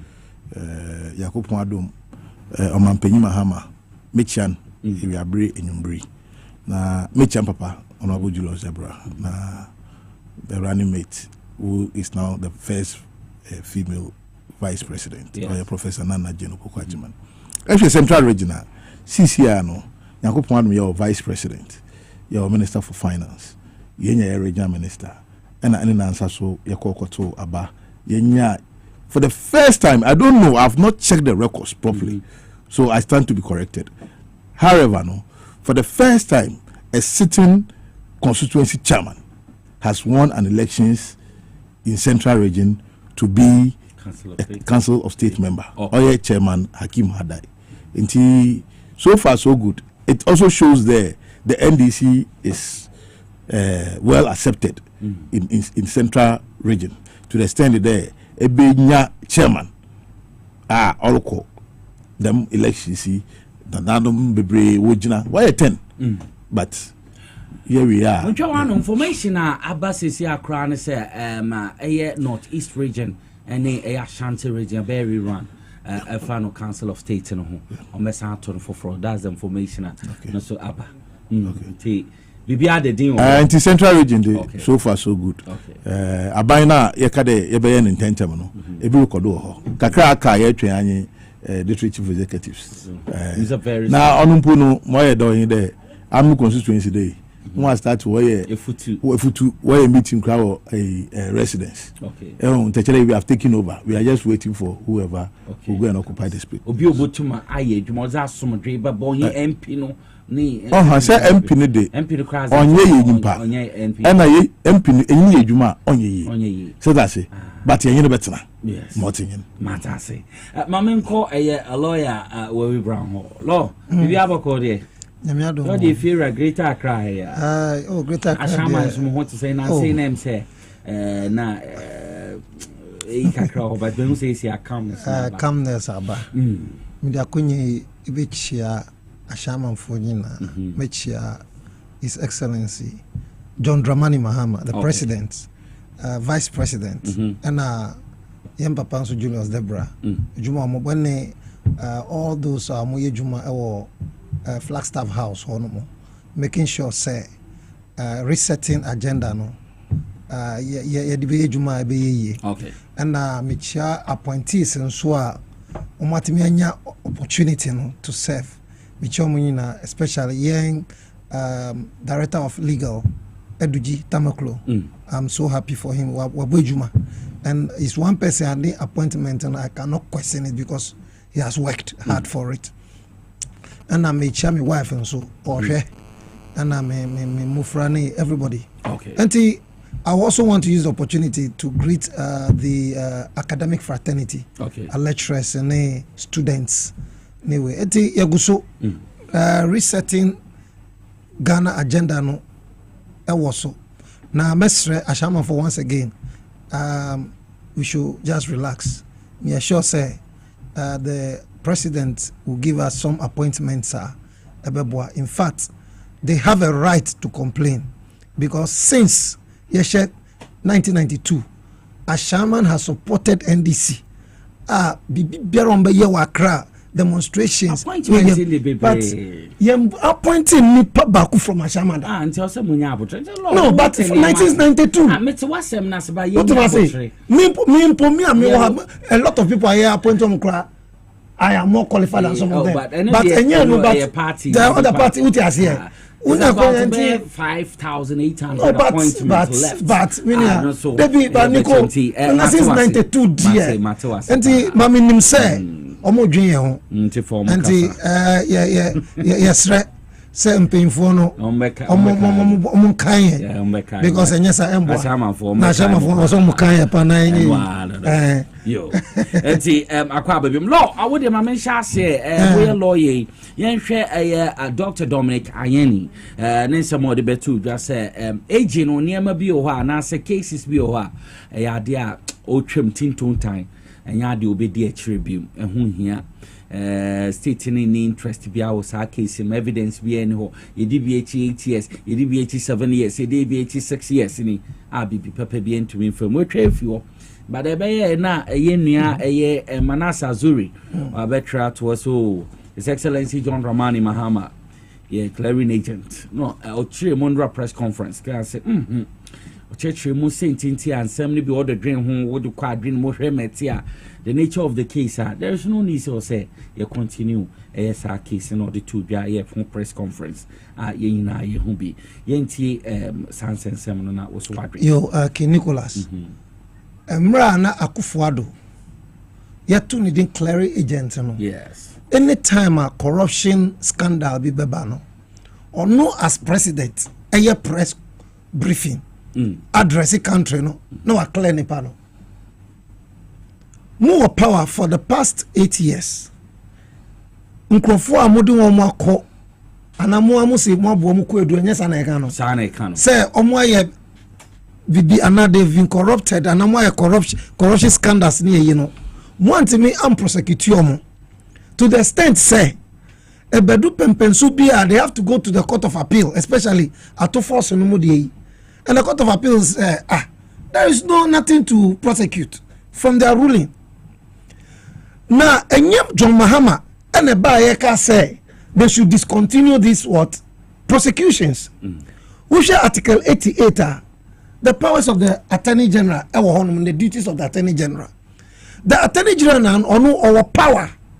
Beka say asem we mihwemwa. She nim made them to us me prosecute. Emra gofredami prosecutions ye court ni nyama no. Osi ono ni Attorney General. He will continue the case. Now him say he was trying to find ways and means nkrofo mo anye bone no. Finding ways and means to prosecute themselves on the jeliomo. Jakpa ebekaye. Nkrofo bebre ekaye. Usha opunikesi. You were hiding evidence. Evidence and cause the baba as a narrative opunino. You what sat on it. Ama different people almost say na assembly kono enye yintino. They felt pity for the man, came and said debi enye sanete. Evidence we were mostly the man didn't approve before fertilizer and this and the chemicals were not fertilizer. Not knowing checks no more lab result said the things were fertilizer. But more ba for jimuniama. Any sanyama we na papa ni ba or debi.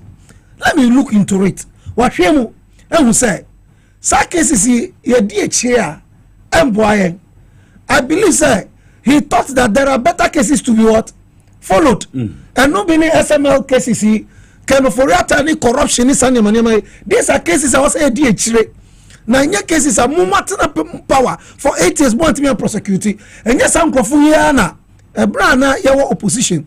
Almost Airbus scandal against John Mahama.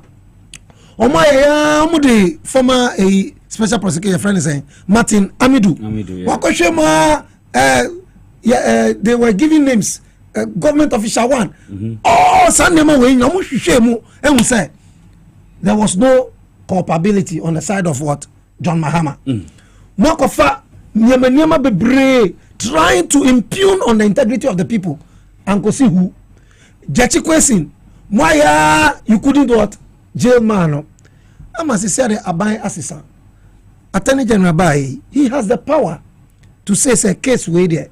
Mean to me and continue because we share more. And that case and any civil cases, these are criminal cases. And in criminal cases, to be able to prosecute someone and jail somebody, you must prove beyond all reasonable doubt. Senka civil matter and nobody say probability. Say and crack a crowd more now they are juma. But for criminal case, I was say prove beyond all reasonable doubt. Now, Usha ato force in case Minister Kodona Modebono, Minister na aba refute say enya sa na tie. Mu si chinchinai mokofa Jakpa say trying to call Jakpa. Mu Attorney General Odami Gofredami defe no trying to say he should implicate ato forcing. Adentia because ato forcing came and spoke against sa 11 now. Mu person mu introduce or no say enya he spoke against it. And you see, for me, nya MPP ASC and say, Omonim say Ghanaians have abandoned them. They have given all their support to NDC to remain relevant. Adia enye niyama also muyano. They have to bring it on board. Who is Kenoforiata? Is it because enanye Kenoforiata in the history of this country? On one MPs, 89 MPs be. Sorry, sir. Akufo-Addo enyi mi fi hono. What has changed? Inka Kenoforiata very good. A obo ne juma year. Eba ne sen na omo MPs, NPP MPs. Sorry, etia Kenoforiata. Yes, businessman being a bribe is our MPs no mu edin. So Kaisa story. Yes. Number 2. Kenoforiata. Who Kenoforiata? Nyama na wo ye no. Utimi ekoji loan. Loans are ekoji, you don't account for things. Sika afa baby, you have not accounted for them. He was running the country as if onu Kenoforiata no or mine any there. Share. Mami bisa asembio. Sometimes I am an MPP for me behaving in a certain way. I mean, here. And I said you, Asembiso. Kenoforiata no, is it because he's a relative of Akufo-Addo? So, or no, or supreme. And now because he was a former finance minister, and you know, we shouldn't touch him. So political jingoism that was a jai. And now Kenoforiata ya chini mintino. Or you nipa saying, others now ya prosecute mu. Abuga Pele, no cry yet. John Mahama appointee. He was prosecuted. Ama Oko jail. Mahama ba no, he has not said anything about some microphone here. Ya prosecute mu. A attorney general and a consem mu, ehwehwe mu, and say no. Sanya my dear. Enya dey bet me here. I continue. So for me to start with, you know, say Attorney General Assembly. I will say, Attorney General has the power to continue a case or not to continue. He has the power to charge somebody for a crime. You have not been able to go through with the prosecution, and evidence were there. They are clear. Ama Obi who said they be a political witch hunting. Okay. And for me, no. To as an opening, you make us say Attorney General has a right to discontinue those cases. Obviously, he was being pressurized by who? Who can pressurize Dr. Ayini to say oh yeah. He has seen say if you people think say there is something relevant, show it and let's see. You couldn't prove this for 8 years. Try and sit on the people's freedom. Was more persecutory more than no. Look, there is a maxim in law. You see, it is better for 99 criminals to go scot-free than for one innocent person to be incarcerated. And he said, Attorney General, but this is a criminal case. No, who say, the people should go. Why are we not supporting that? But you see, Chinchina, we should. I don't understand. And this is why I have a problem with the MPP. Press conferences in a lawyer be, and the lawyer was saying, it is conflict of interest for the AG to say, he's not going to prosecute the people. And I'm saying, even if Chief Justice, if there is a case against Chief Justice, or not the same Chief Justice, you have to appeal to the President, and the case will be sent to the Chief Justice for her to determine whether there's a prima facie case to be look into. It is administrative. And they are telling me I don't see anything wrong with the Attorney General discontinuing these cases. All these people are trying to muddy the waters to make the government unpopular. But I think they will not succeed, because it was evidently clear before NDC won power. Say against Jakpa, against Atoforcing, Jechikwesin, Opuni trial, Agongon Munyano were all political witch hunting. Because evidence be meaning same people before they would have sentenced these people long time ago. But because there were no evidence to substantiate their cases. So for me, Attorney General is operating within his rights. He has done nothing wrong. So that is all I can say. If we have to talk about that, Attorney General case, but I'm sure that we'll come back to the substantive issue of Kenoforiata. And for me, I would say the Attorney General reserved the right to discontinue the case. And the Court of Appeal rule in Ukraine, there is no case for them to answer. And me look, well, sometimes I may introduce you, sir. Miyama to say tribal and ethnicity, but Nyame when say there is uncrophobia or maimu MPP for NASA. Nyama say sia now it is affecting their party. Now for them no na bad, and now people coming from their lineage, then they see it to be bad. Look, if this thing had happened to any other a tribe in this country, it would have been a different story altogether.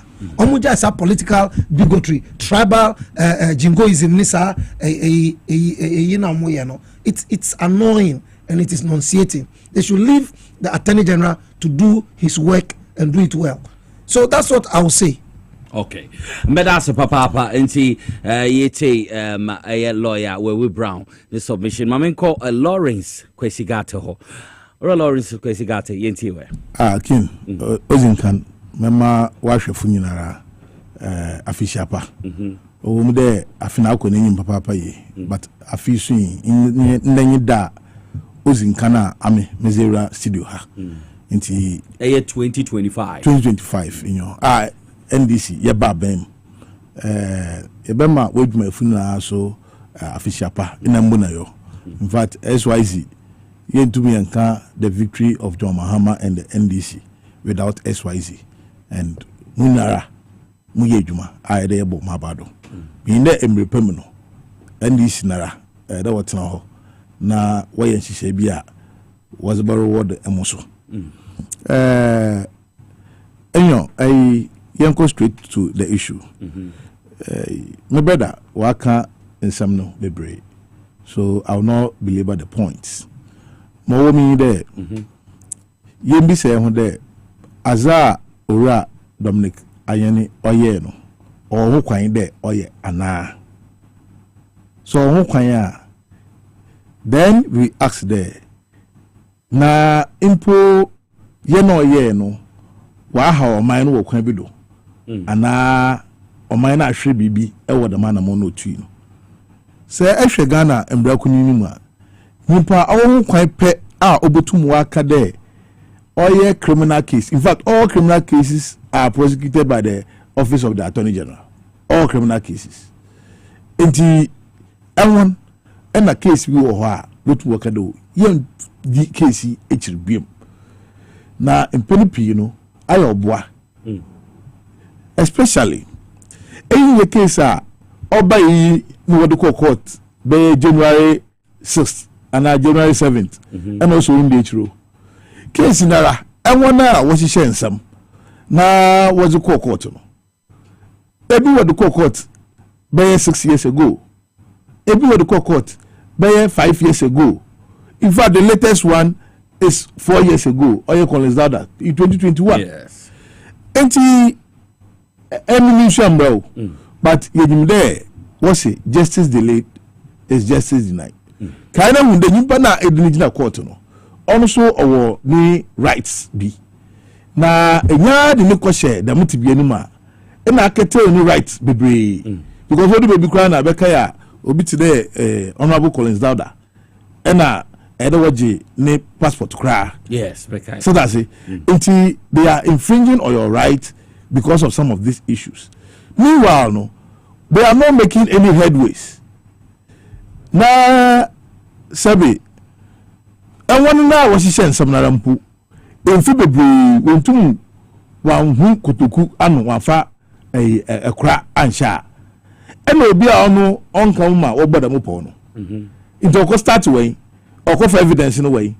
It is right that you will not waste state resources in pursuing the wind. Because at the end of the day, you will not achieve anything. In a so say obi echo if you fufu bima. And say can't be the baby na if you there win here you twitching. Na a clear table do. And na actually do my say. That is exactly what he is doing. Inka teno ogunini mono eyede mo edo otumi jettison oyi odututu nchen no edo otumi yi to nchen ena ma eyede ohwesu na oye no so oye enti se waba no that this is political prosecution which is intended a persecution of some political actors. No feel a waste of time. I think so far as he has a right to enter a nollie prosecution, I don't see anything wrong with it. Okay. Now, what I would do to praise the Honorable Minister for Justice and Attorney General, Honorable Dominic Ayeni. In fact, this is the first time me who there obi a attorney general. In fact, almost attorney general be enter no prosecutor. Almost. But this is the first time I mean who there attorney general be wako enter no prosecutor. There are some no mun twa do biem. Na obi akakado me no ya adwen. Na wenya da jiwa free press. Na wa church case by case. Into 7 cases in no. Oye attorney general. Odina sentra outrum or the two. Yes, you may disagree with him. Yes. But onuna there opia asamno. From where he sits no, he doesn't have the evidence to continue with the case. Until us Ghana for sentra asami medato nchan onini. I think we have to commend him for that. Because he never owed us the more azina oye cheye no. Okay. The o cheche yen semu no. Onye aza oye nshede edo cheche mu. Because for example, when the constitution says there the president has powers to appoint. Must the president explain why he appointed somebody? No. The same thing. I say attorney general fi there assembly wo ho na nwanji asam no bioma otum otwe asam no asensan say be na ayewe efie even in civil cases etum yo bi asam no so asam yanko twem be fie. Yes. Because even there ekada kaka wo ho pa I'm sure at papa bia lemfi mumma nti ya ayeko kan wo fie na obi anya na asomdwe so asomdwe sam but my idea hu there the last 4 days, oye orafo, and our last 4 days or so, I think Monday, what do our report come out on Mampenyi Mahama? Okay, we are moving from oral to opal. Operation Prevent All Loot. These are the critical things are there. Okay, ebumo area o mine. Ebumo what once are affected or manage Japade. Okay. The microphone, you beshe na anyway. In fact, all the report na immediately and the attorney general. When you can say attorney general so Adam deputy to review the report for action. Until the we are in the right direction. Now, us Operation Prevent All Loot is against who? It's against his own government. Yes. Because he's not going to prevent from the past. He is going to prevent from the present. Until these are things number one, to save the state from wastage. Say yeshe o mampenyin Akufo-Addo na be mu a the wastage or the key and mismanagement of the economy and the corruption and no more money attitude pansami. Inti say o mampenyin Mahama ba na ni indication na chede aza ye be ya ọman no yebo hriska ayen nyam faso de bia wo ho no yen twitwado na yen ye adodin faso de baba for example share there you go this match no akade yen ko say 15 million Ghana cedi to celebrate 6 match na mum e be of last half house sebi first half house na obi obobo bi odu ofianse waba no kwa ana say lunch bu ho a ho dada nti obi a so we 6 match a ana wa 6 match ko be di lunch etu oya we do lunch cost bi anyim also we fear also be to celebrate baby o mine do no adibia on fan for somebody you don't keep chasing, you only chase things that will bring benefit to the state, and I think that is exactly what the Attorney General is doing.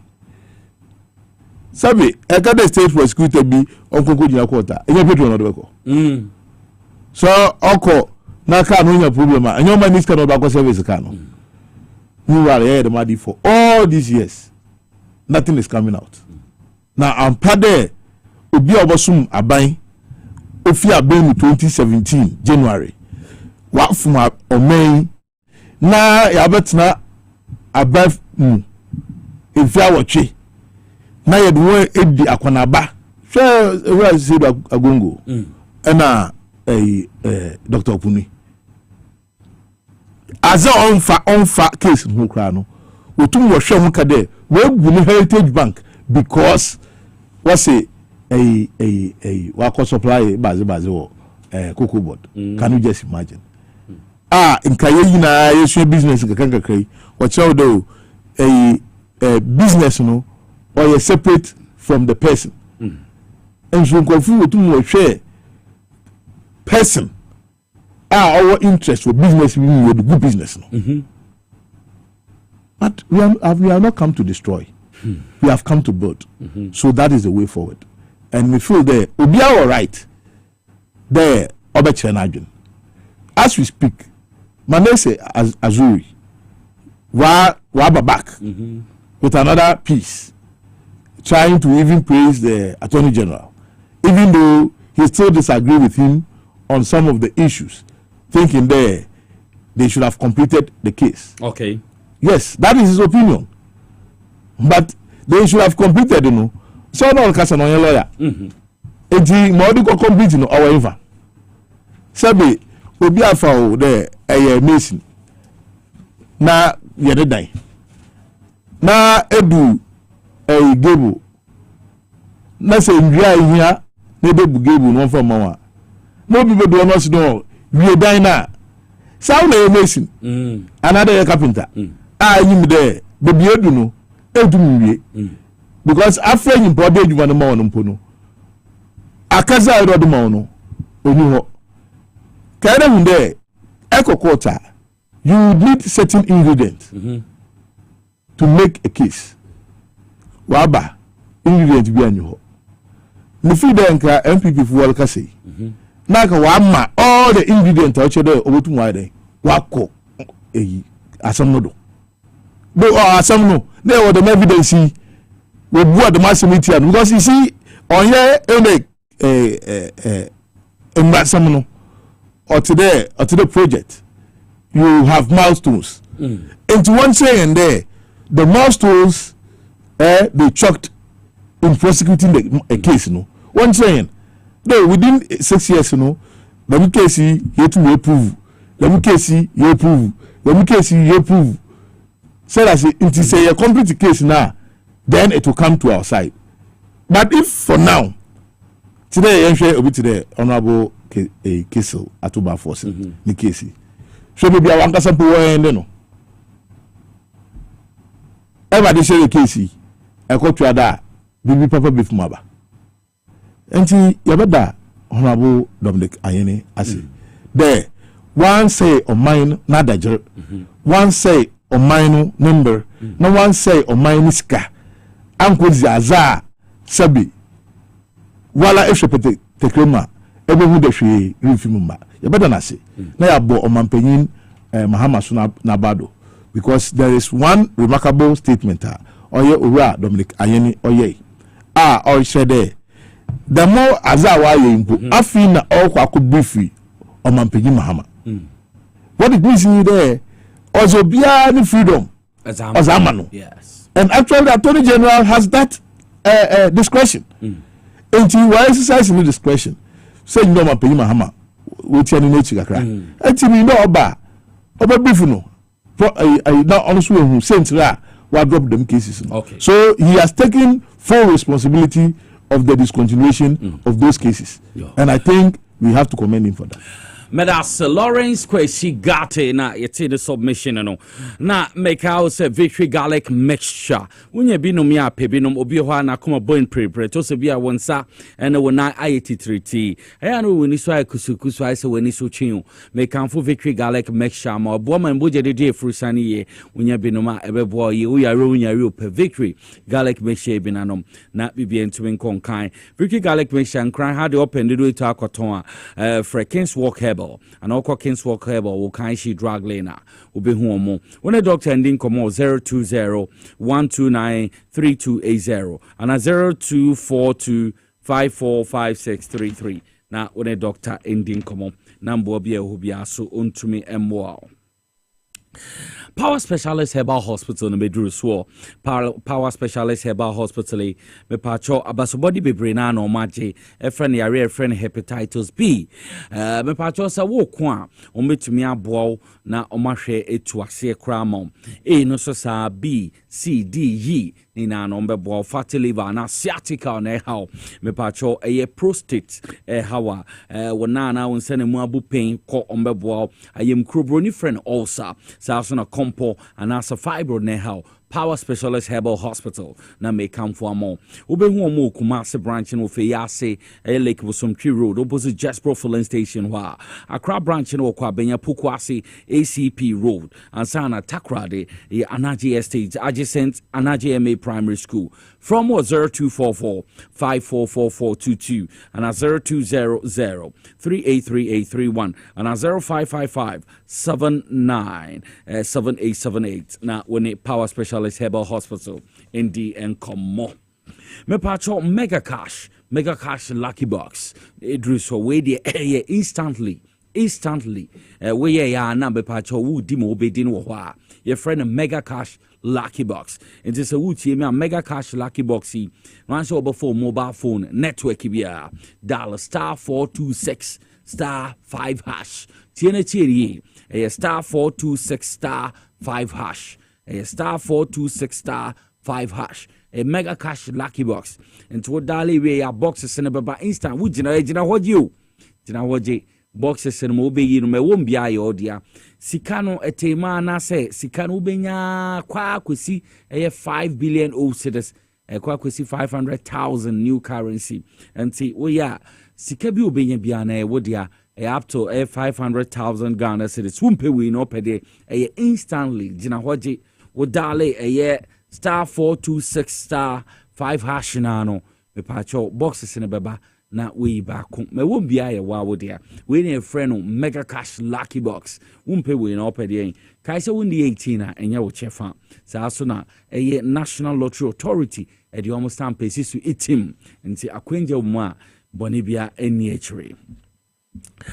Amuzu garlic bitters na medru so amuzu garlic bitters improve blood circulation sa so na me patwe reduce cholesterol prevent obi also manana anxiety treat control urine flow no sa so na we stroke patients or no be bebo pa be patwe bebre obi ho ye bibi kakra so ma bre ya na we ni so ayokusukusu ne be ka ho me kan for amuzu garlic bitters de amopa yi amuzu garlic bitters wonya bia bebo ma bibia etumi akonkan enye na wo gan ha bibia ye edrobia na muzu garlic bitters wuntumi ndaswa me pacho wunye binuma ebebo ma wetumi ada form na bibia etumi akonkan Kumasi de Misty Herbal Danny Herbal K&J womrom wo Kumasi Kolinako eye Ashtown that's na Freddy Mens wo eye Tafo Accra Okanshi Drag Lane Nana Boachi bemo bia to Hello's Herbal Tenatet and a Kens Walk Herbal baby a edrobia wo kwa wonse betumi akabi upendo doa for 0247 77674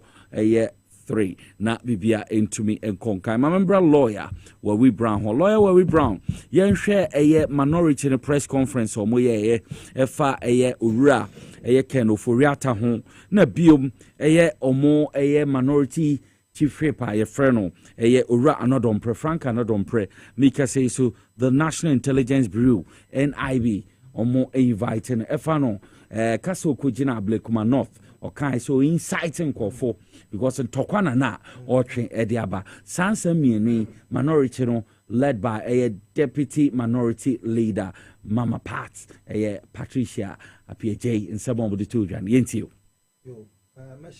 if he are not done pray one say ubi one now kasa by heart yeah wo omai mo ana itimensa the late itimensa Eka say, oh, the plan worked.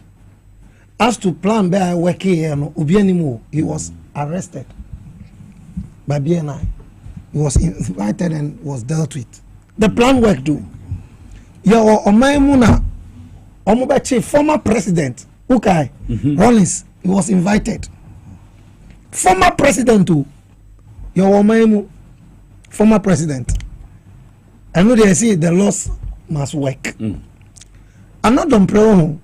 You see, sir, you focus on the every time when you are playing the side of the drummer, one day, you play the middle of the drum, and it will sound, and you'll be dealt with. Maybe at this time, another player check in invitation, say, yeah, the man, you should have been arrested, properly so called, and dealt with, because his vagabondness, is becoming too much. Yeah, another umbrella. Okay.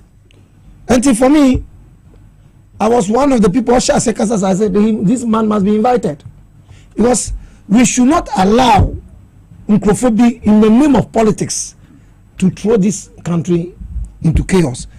Now, statement ben or say we are MPP ni. Now say who say NDC ni bi ni MPP ni bi argument and MPP sa ko support MPP na mumbu to beat.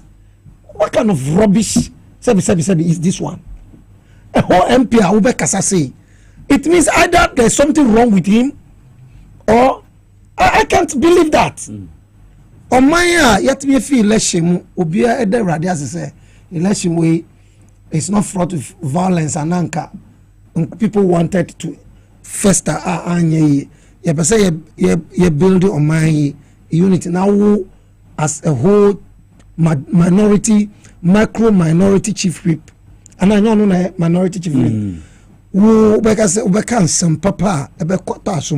In fact, wo kra no sit na wote so no in some cry wo.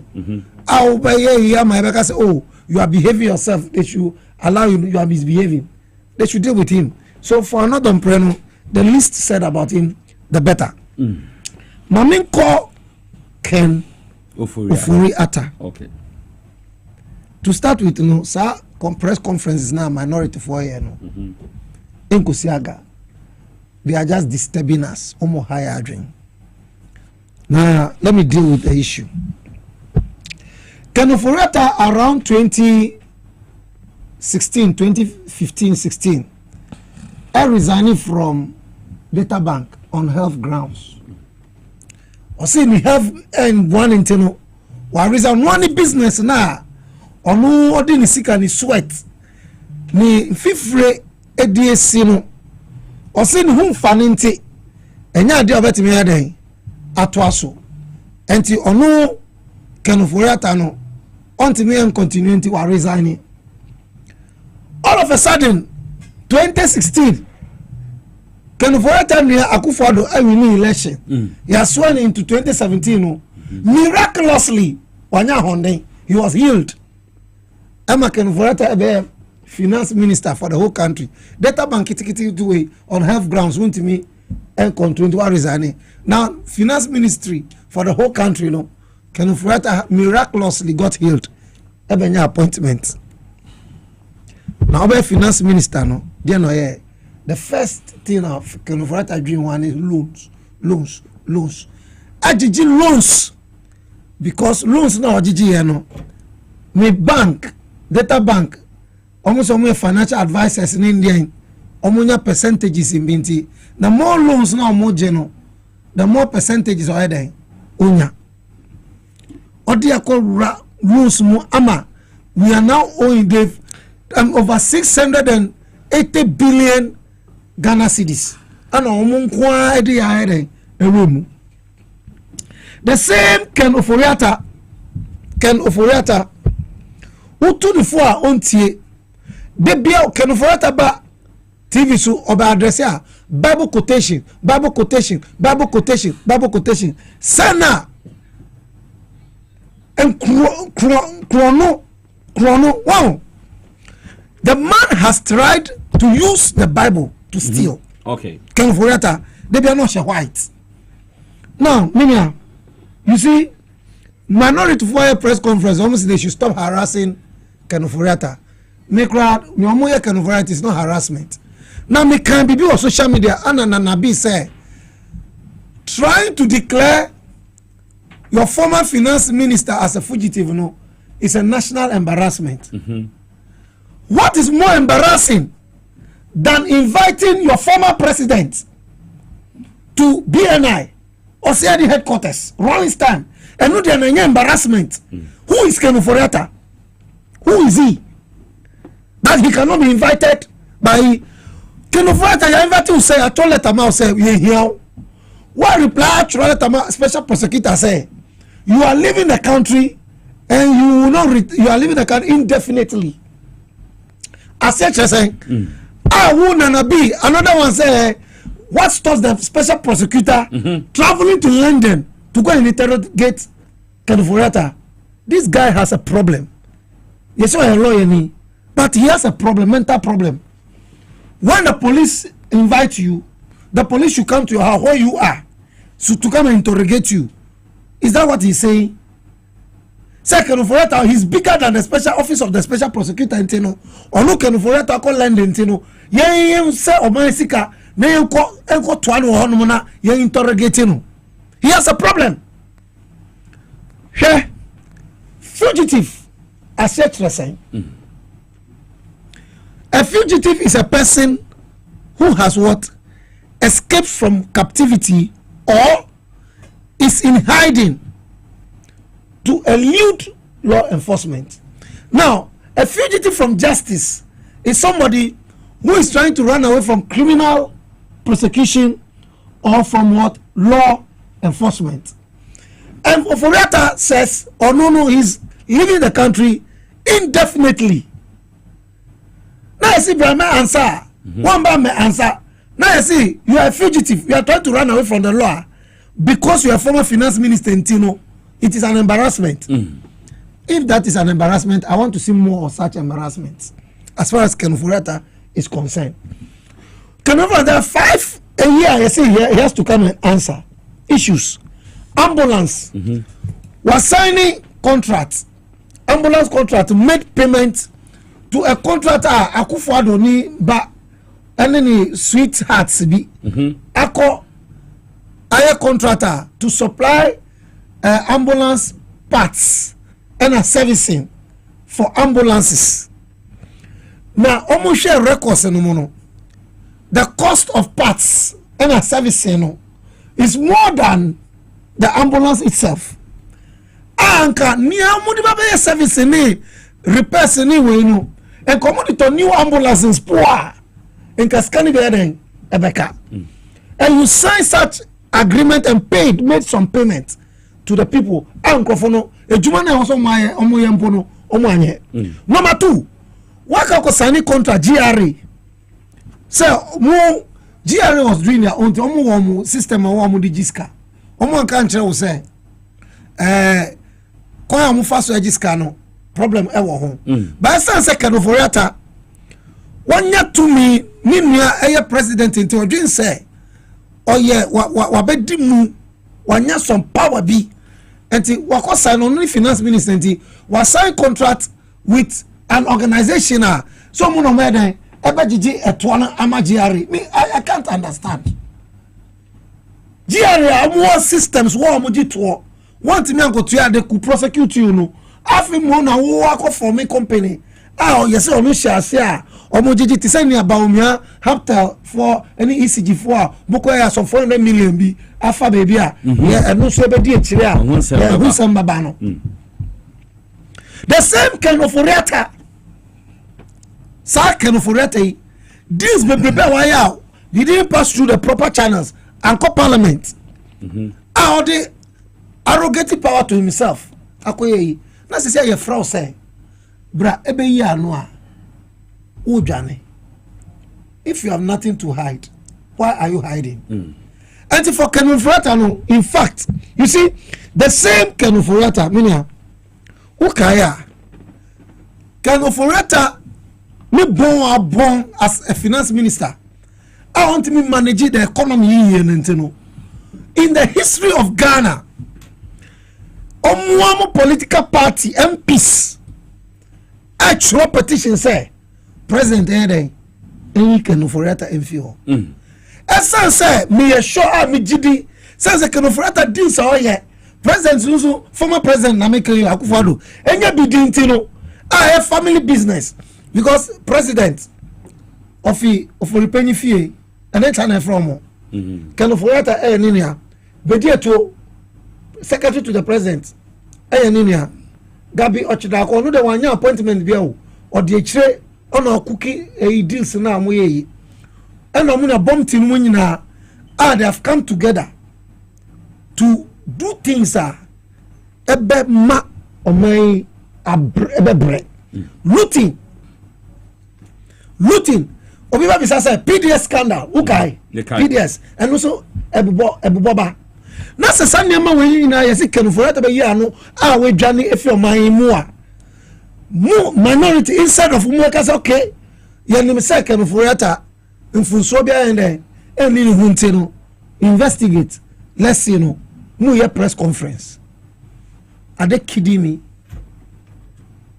And for me no the special prosecutor should follow Kenuforiata to wherever he is. Omo use Interpol. Now, thank God, enye Akufo-Addo and our power. You see, Tama Kenuforiata our power no. Whatever he says is a decree. Kenuforiata no na omo decide ni okan na emra. Because on famra kwanso enye na enye Kenuforiata during Atamil's time na nka ye senate in some ba ya. Enka nye say Professor Mills say oh father for no Kenuforiata no, he would have been in prison. He's a Piccadilly armed robber. To me and concluding the sir. That one in Piccadilly, one besides a DNA Piccadilly armed robber. Let me check what I say. Armed robber. Okay, Piccadilly robber there is too. No, Piccadilly thief. Piccadilly thief. Still, no, sir, qualification. Yeah. Mami thief. Mami Asama Bombrembe Yano. Before they are. Mami is a thief. Mami cannot tell me. Mami church mo. And ma qualify there no. Okay, emia Piccadilly schema. And no way. Now you can for that say we are not going to IMF today. We are not going to IMF tomorrow. I get chair na IMF. Okay. And yeah, can for that say we are come from IMF organized Kenke party. And yeah, can for that. Was on the finance minister in this country? Ghana got broke to the extent say and kanya nyamina ajiya and this country would have collapsed. And yeah, can for that. So what are you talking about? Sure. Minia, for me, you know, special prosecutor, the decision I'll take here, Kenuforiata has been declared fugitive, you know, is in place. The same special prosecutor, Echo, Dapa, your friend is saying, Obana Aska, Cecilia Dapa, Obi fee $1 million at me, right? I'm going to me. How much was there before 1 million was stolen and they couldn't find out? Special prosecutor Kwesi tried to probe into the case. You know, he was actually hunted. They hunted him. Almost cynical effort. Special prosecutor Esha said to him, Madani Ankunambuafo. Now, and yet, Martin Amidu say Akufo-Addo a mother serpent of corruption. So if Obia who appoint you as special prosecutors, they were doing their job. Who appoint you are putting fetters in their way. Won't me inform someone jumano, but who stop you mo? Nay, no, say, sir, a jumana would show Monsano was camouflage. Me yam and Grafon say I'm fighting corruption, but in Grafon trying to fight corruption. Who more now there? Who stop you say they shouldn't do that. Na special prosecutor you know Cecilia Dapa case more frustrating na mamusi Cecilia Dapa sikano they should return the money back to the woman.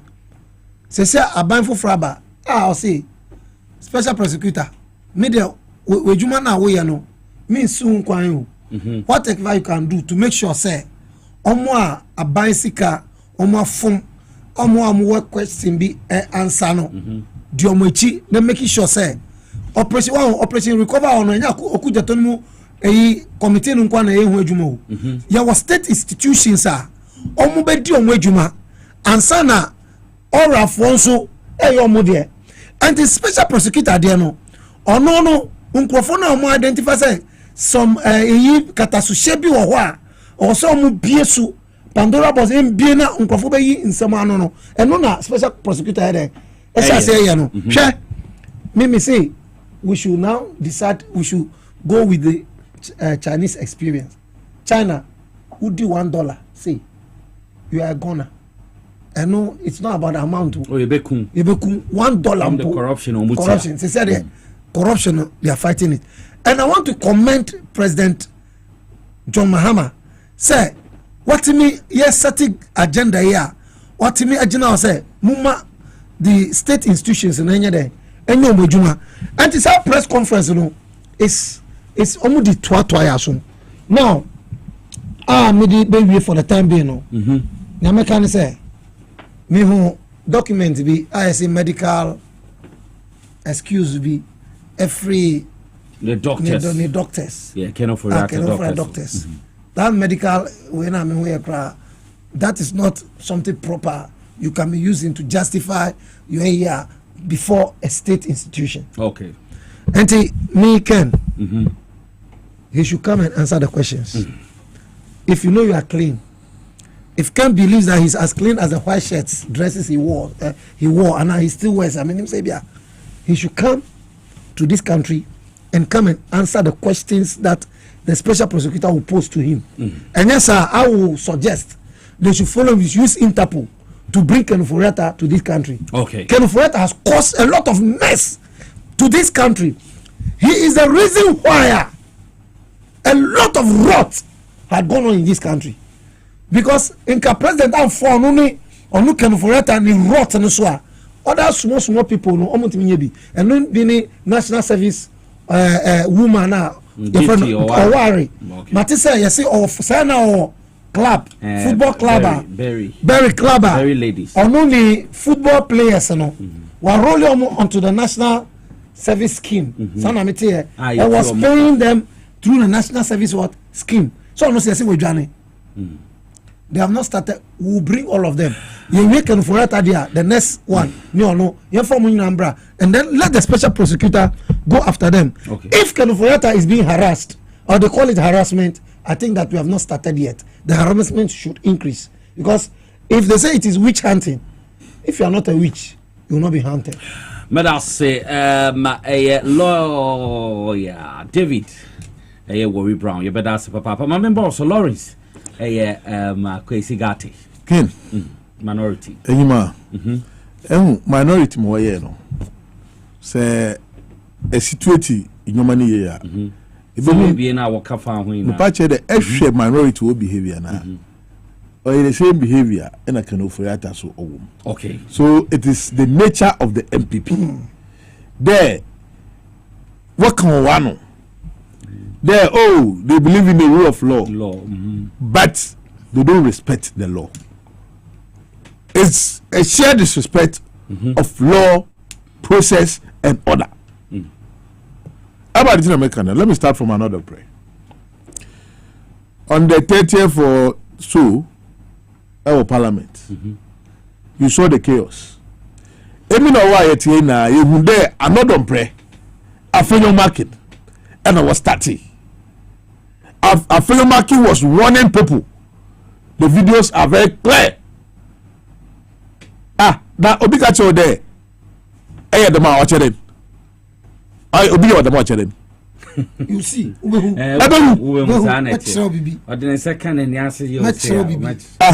It is say Obikacho Bacho Bibia.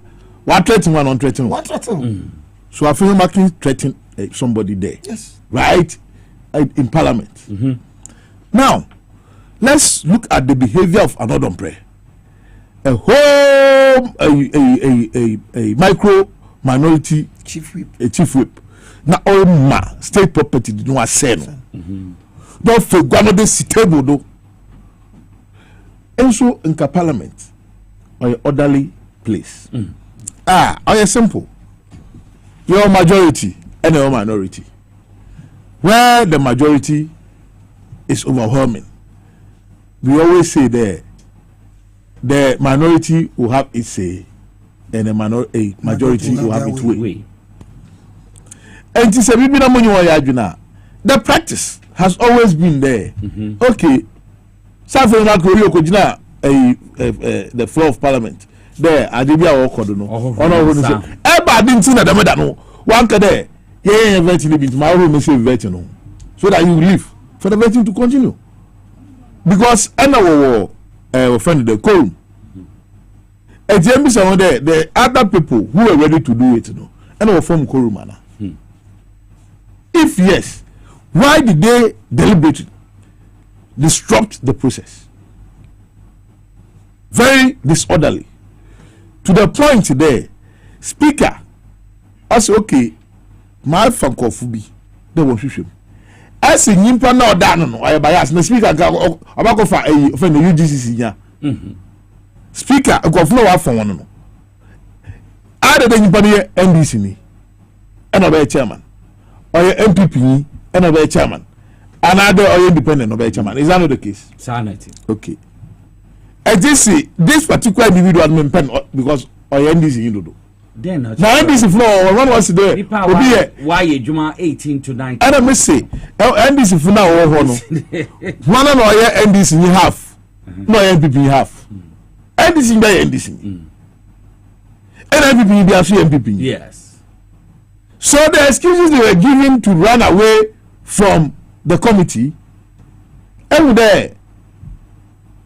Oh yeah, excuse sabi in super bia wo yanya bibi there ye de say aze naka wo bumbra eko zibon na was okay brani ahwe bon na wodi num asibamba na if the obi Ghanaians are watching them. The same people special prosecutor aso wo kafa oye Ken Oforiata ho so I'm monitoring mo or the same thing that we hear and I'm wa I'll come to that. Another pray ofi won okoko dina enfa Ablekuma demanding for a seat, demanding warning IGP sabi or declare a seater, warning electoral commission. I'm the association do because this am there now some na no catch am for nankasa no to what end? Because every there in some na no can no if you even follow what he's saying he's not going to get a resource. Well, what do you want from the IGP? Then as a lawyer, another lawyer, a practicing lawyer. Now enka emuna mobe organize your society in an orderly manner. I say, oh, say I connect today. MPP in the NDC you are kwa. Konako bua MPP you know, no one bro NDC you know. It is the me asemi fine. Why chief whip minority. Cause you got the mini post. Now we should NDC for there. Say echo. Now go to the NDC in the MPP you are kwa. Our NDC, what NDC one bro MPP you know. What kind of society will we be creating? But he's not ashamed though. Because I've seen some interviews, he was still trying to justify the particular disgraceful statement. Meaning, lawyer for what he.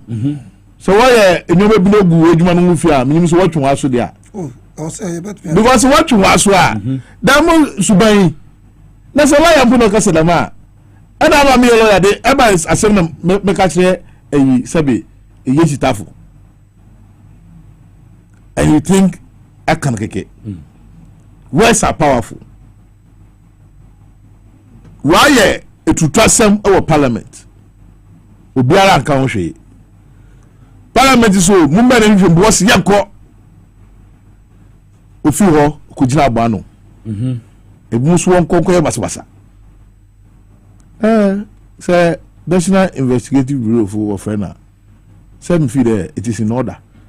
Na on chire engineer do a na sunsun kura be hye numa. Ozire da mazemo. Because you cannot just create a chaotic situation whilst there is no need for it. Sabi, it's a police fukura no, and the information biba was to create fear and panic. So we invite to Anamibwa. And you create fear and panic. Information to destroy, to kill, to maim. So it is good they have invited him. One of the meaning there, oh, to Munkoye Moya or Parliament, they young one. Because when I Parliament, some qua, they will go for bench warrants to come and arrest you proper. Until I think if he still wants to be seen as a honorable person, he will do the honorable thing by just going to answer the few questions. Or the baby son. Say when if you honor share kind of forget an insemia. Na share minority ya. Every the one kasa no in some of Canada. When you do bia. No, how can you use obini medical excuse there on intino? Why bona? Hey, Ghana. Ken. Na aya eko hospital kaka. Yekopa. Ebe hospital. Ana obi a we di bonika krebi o police yi gina no ho e de nsusi ni do police no ntwiri hu fi bed ni ho awo Ghana ha de bia ihu de bia anko fi pan wa ko fu won pem hospital o tina won chen ana won more treatment say 8 o'clock 9 o'clock 10 o'clock no be yo wo ma oda ehim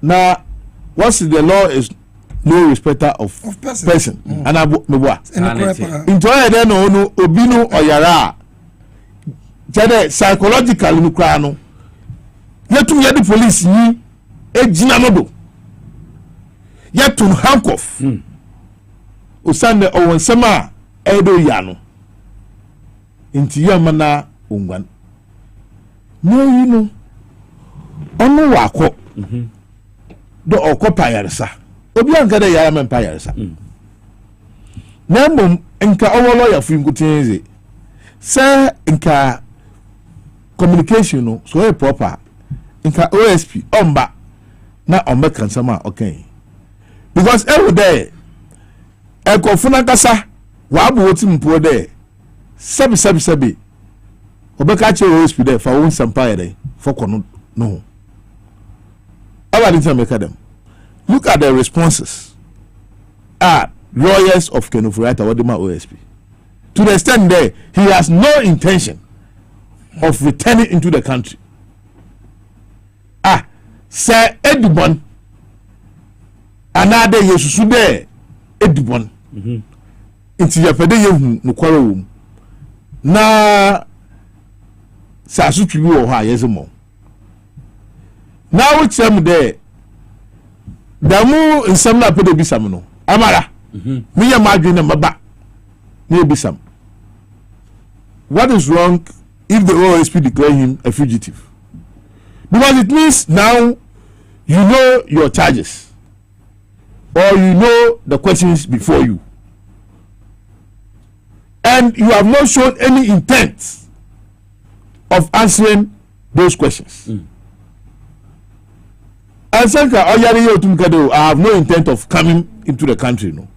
Second, the same way, no. So lawyers, as some no more tinny, into Munfa common. Now, say courts and Odum Makojina, Wofam Kojina. Now, Mwabi also made the bomb. And I were them. Okay. So when you decide that you spite the office of the special prosecutor, you think they have to accord you some dignity? No, because this is a state institution. Kenofurata is an individual. So if you, the individual, you think you are more powerful than the state institution, what's in power? Otumuno or Wokawa or War Forever? Wabiti. And who is a fugitive? Anybody who is trying to run away from the law is a fugitive. Yes. Is he trying to run away from the law or not?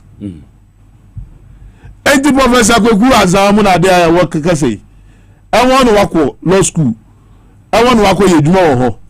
I'm a law school now that she wants some washedo. Never kade. He has no right to declare him a fugitive. On who is a fugitive? The man has told you that I won't come for any questioning. Mala krona mi simu biem. Enti for what some poko no do. because okay seven from us and Ponko no do that let me be a rate to get you and I'm wa saying because be fugitive obi you be a obopa no but if you nyano and you declare a fugitive baby obi be share bia no or who to me there there was a civil arrest and I'm wa that is all the special prosecutor is doing and it is within the remit of the law there say we going bra there obi share bia no otumechiro say in the US time I know what hwehwe Osama bin Laden we declare there they want him dead or alive even when he is dead they want him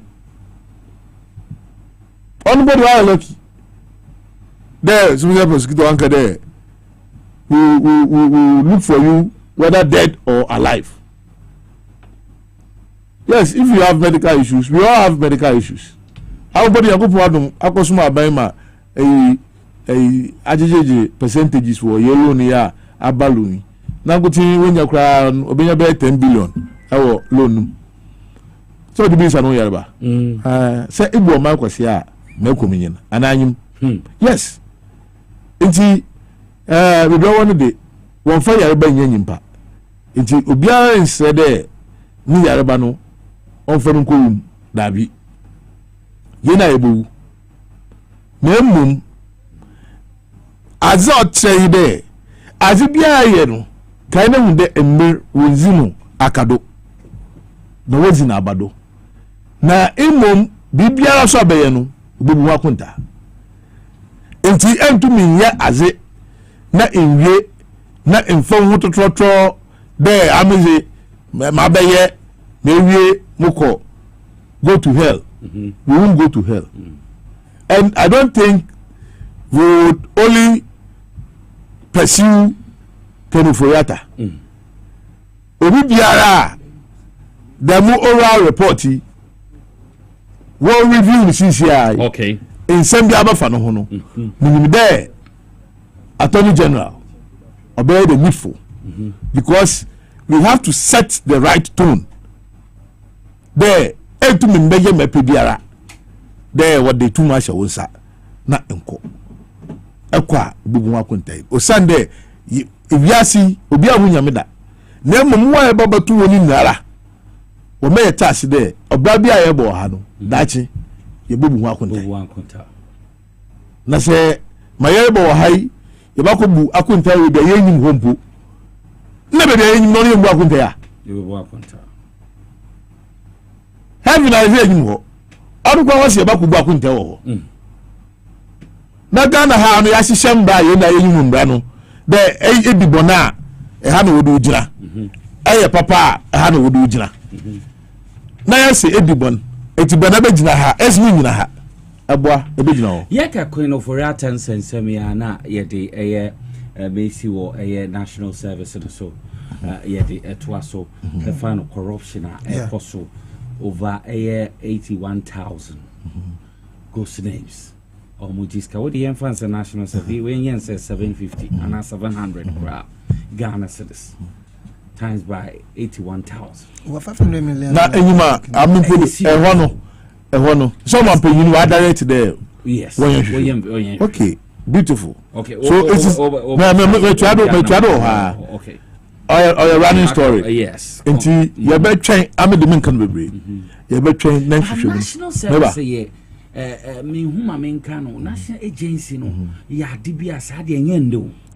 Dibia ghost name so. Charlie. There. Are you serious? The banner it will be 81,000. I'm Mama Kanye there. On a running story. Okay. So I will not conclude on anything. Now, Mama Kanye, we should not pinpoint an individual. The only dominion panepe. We should cast our net wide. Because there will be so many other people involved in the process. Say a focus sports minister. Wahede national service. Say a focus on that single year we born it. Now board chairman. And to focus on a single individual enti ya widen it yeni pa na ya hwe because I said didn't ama for gift dey na say gift no 8 years no ono na why in charge of finance of course of course in charge of finance so our key responsibility yes here Mr. HR so that's it HR so because why then na we recruit 81,000 yen back gabo easy ghost names no we do salary na give me so what to na the you make kodo nti am makan there you see the road is very very wide so in order to safeguard the munyamanyamano let's cast our net wide me no man penny wa direct there why you should move for it will not end up on that gift no pe fofo babeka ho na say yewu wona it should not also end there the modus operandi we must know mama America or ya America you know say egumu yade na or the shock the nation na they try to know the modus operandi so that next time they can trace it or put systems even to block it. You know, I think that national service in some share. Sena menu aikai, and national service in Guam. All state institutions, recruitment agencies, anyway, or say share sanime. Now, may give to crash with the second person. OSPN declare as a fugitive. Some artists are also only in Ojane. And to announce and declare a fugitive. No, yeah, I don't know. Esco member, Oko Ghana Football Association. On no rep man. Yes, meetings so my no bear 6 months in say election time when him say we did ami ama GF crash na say bibi koso bibi akoso from meto what I say and to give to na say hwehwe no she must come to answer. You see, many the truth of the matter is that on my who bibi say who be would no kure bebre no e na empe wasam sir. I'm telling you. And it's even happening. And it's even happening in our political. It's even happening in our politics. We will be a kind of cray. Your nay is nay, your ye is ye. Bibianya Ubekano, Yana Grofo Brem Pewasam. And it's very difficult to even win elections. I'm telling you, I've gone through it before. Obitimika just ask for you the way you are so honest. Politics is not good for you. And I'm saying, but politics is rather should be for Omoa Umudinu Kure. Obika just say me say me Christoni, say Osunya way. I'm saying no. Who share on my Israel? Nkrofo mudio mu enim no. They were people so close to God. When were they no? Now omonim say eti sante no to win power no, they will taint your opponents or corrupt. Mahama Moa yes or corrupt no. He's not a saint. Akufado ono aye no so bia or clean no. Shena mambu. Tobo so incorruptible. Ono who are there no? Mahama ono tamawo power na obeba beka no krese. Ade we mean me nye. Because me ya enti me mboaye. Yenye ni say no. Ghanaians voted against him 2016. Mikaipa teacher training allowances. We are building a lot of schools. Yes, you see hospitals. It you have more nurses. You have more teachers. And the allowances, you be if you be loans. Now at Myanmar, a BA system, more people can be trained, to take them into the hospitals. Ghanaians didn't like it. I go for the Obeka chant. Oh, allowance me by me to me say no. Oba no be 419. Enti system no no omo mu twantro na ke no for that na ka say we no go to IMF adechin ya oko IMF. Well, that is what I'm telling you, say your politics but I thank God say NDC government Abasisiano, our eyes are open now as we are resetting. Na me bonya me empire say we'll get the right people at the right places to be able to deal with what issues. Share you can call passport office. I was saying any eco passport office or na check it. also ghost once you buy a nice microphobia which should not have service passports microphobia one gold bust and Sanya Maya Koso. I was a Ghana Education Service. Ye pro people sa recruitment agencies are police service ni sa recruitment agencies ni I was a show pa because niamana akoso wo hono no I was a shame me na me dream say police military no they were to protect us say armed robbers eba so ma be robbing ya bet me after police for amamo ya agyen but during Akufo-Addo time no armed robbers police officers military officers were involved in what armed robbery national security officers na me teacher be presec waka baby madam e East Legon who say yes call woman be fear ye call robber ni baby a ye raping anyway ye share ID cards na we national security operatives Mrs. Achampon no ochre and e presec national security mo be boy ho ban police for police ni na ye kum no wo odododi area mo a bullion van bi no ye trace na danfofo police officers colleagues and kum no so for me no ye ekoso no ye pese ye reset ye straighten up things ama oman ye ko nanim no the opposition MPP are rather fighting the person who is fighting corruption. And that is in their adrenaline. And when Chairman Ron is say we should not mimic the MPP. They have always been like that. They are the first corrupt people. The label Nkrumah as corrupt, Nkrumah this, Nkrumah that. Meanwhile, that is not the case. And for me, we should open our eyes very, very well. If it is possible, the Auditor General, JM, he should contract Domelevu as a private AE. He has the power to do that, to support the state institutions. Auditing. Okay. And anybody found culpable should be dealt with. Because there are a lot of things that should be dealt with in this country. And for me, Special Prosecutor Aiko Kise Jeban continue to do the good work without fear or favor. My member also dana we in issues but yen share cholera outbreak see Winneba a serious pa e drew Winneba the neighbor if me am takrade na say be PM Winneba e be ban kran no e ti say because you just say anu odin pa me see wo Winneba say see fan cholera honsem I no asamo no honorable chief so di mensa was hwe me chia no na sule no kwarasa onso kaswa onso me chia no oyo na motin de ma sumpu oyemo makaka na am de eneda NDC party crowd or Winneba we meeting in Yumrin there because of the outbreak no wo be SCC chrome SCC kakra in the yes and what we should be looking at should go beyond a fee na because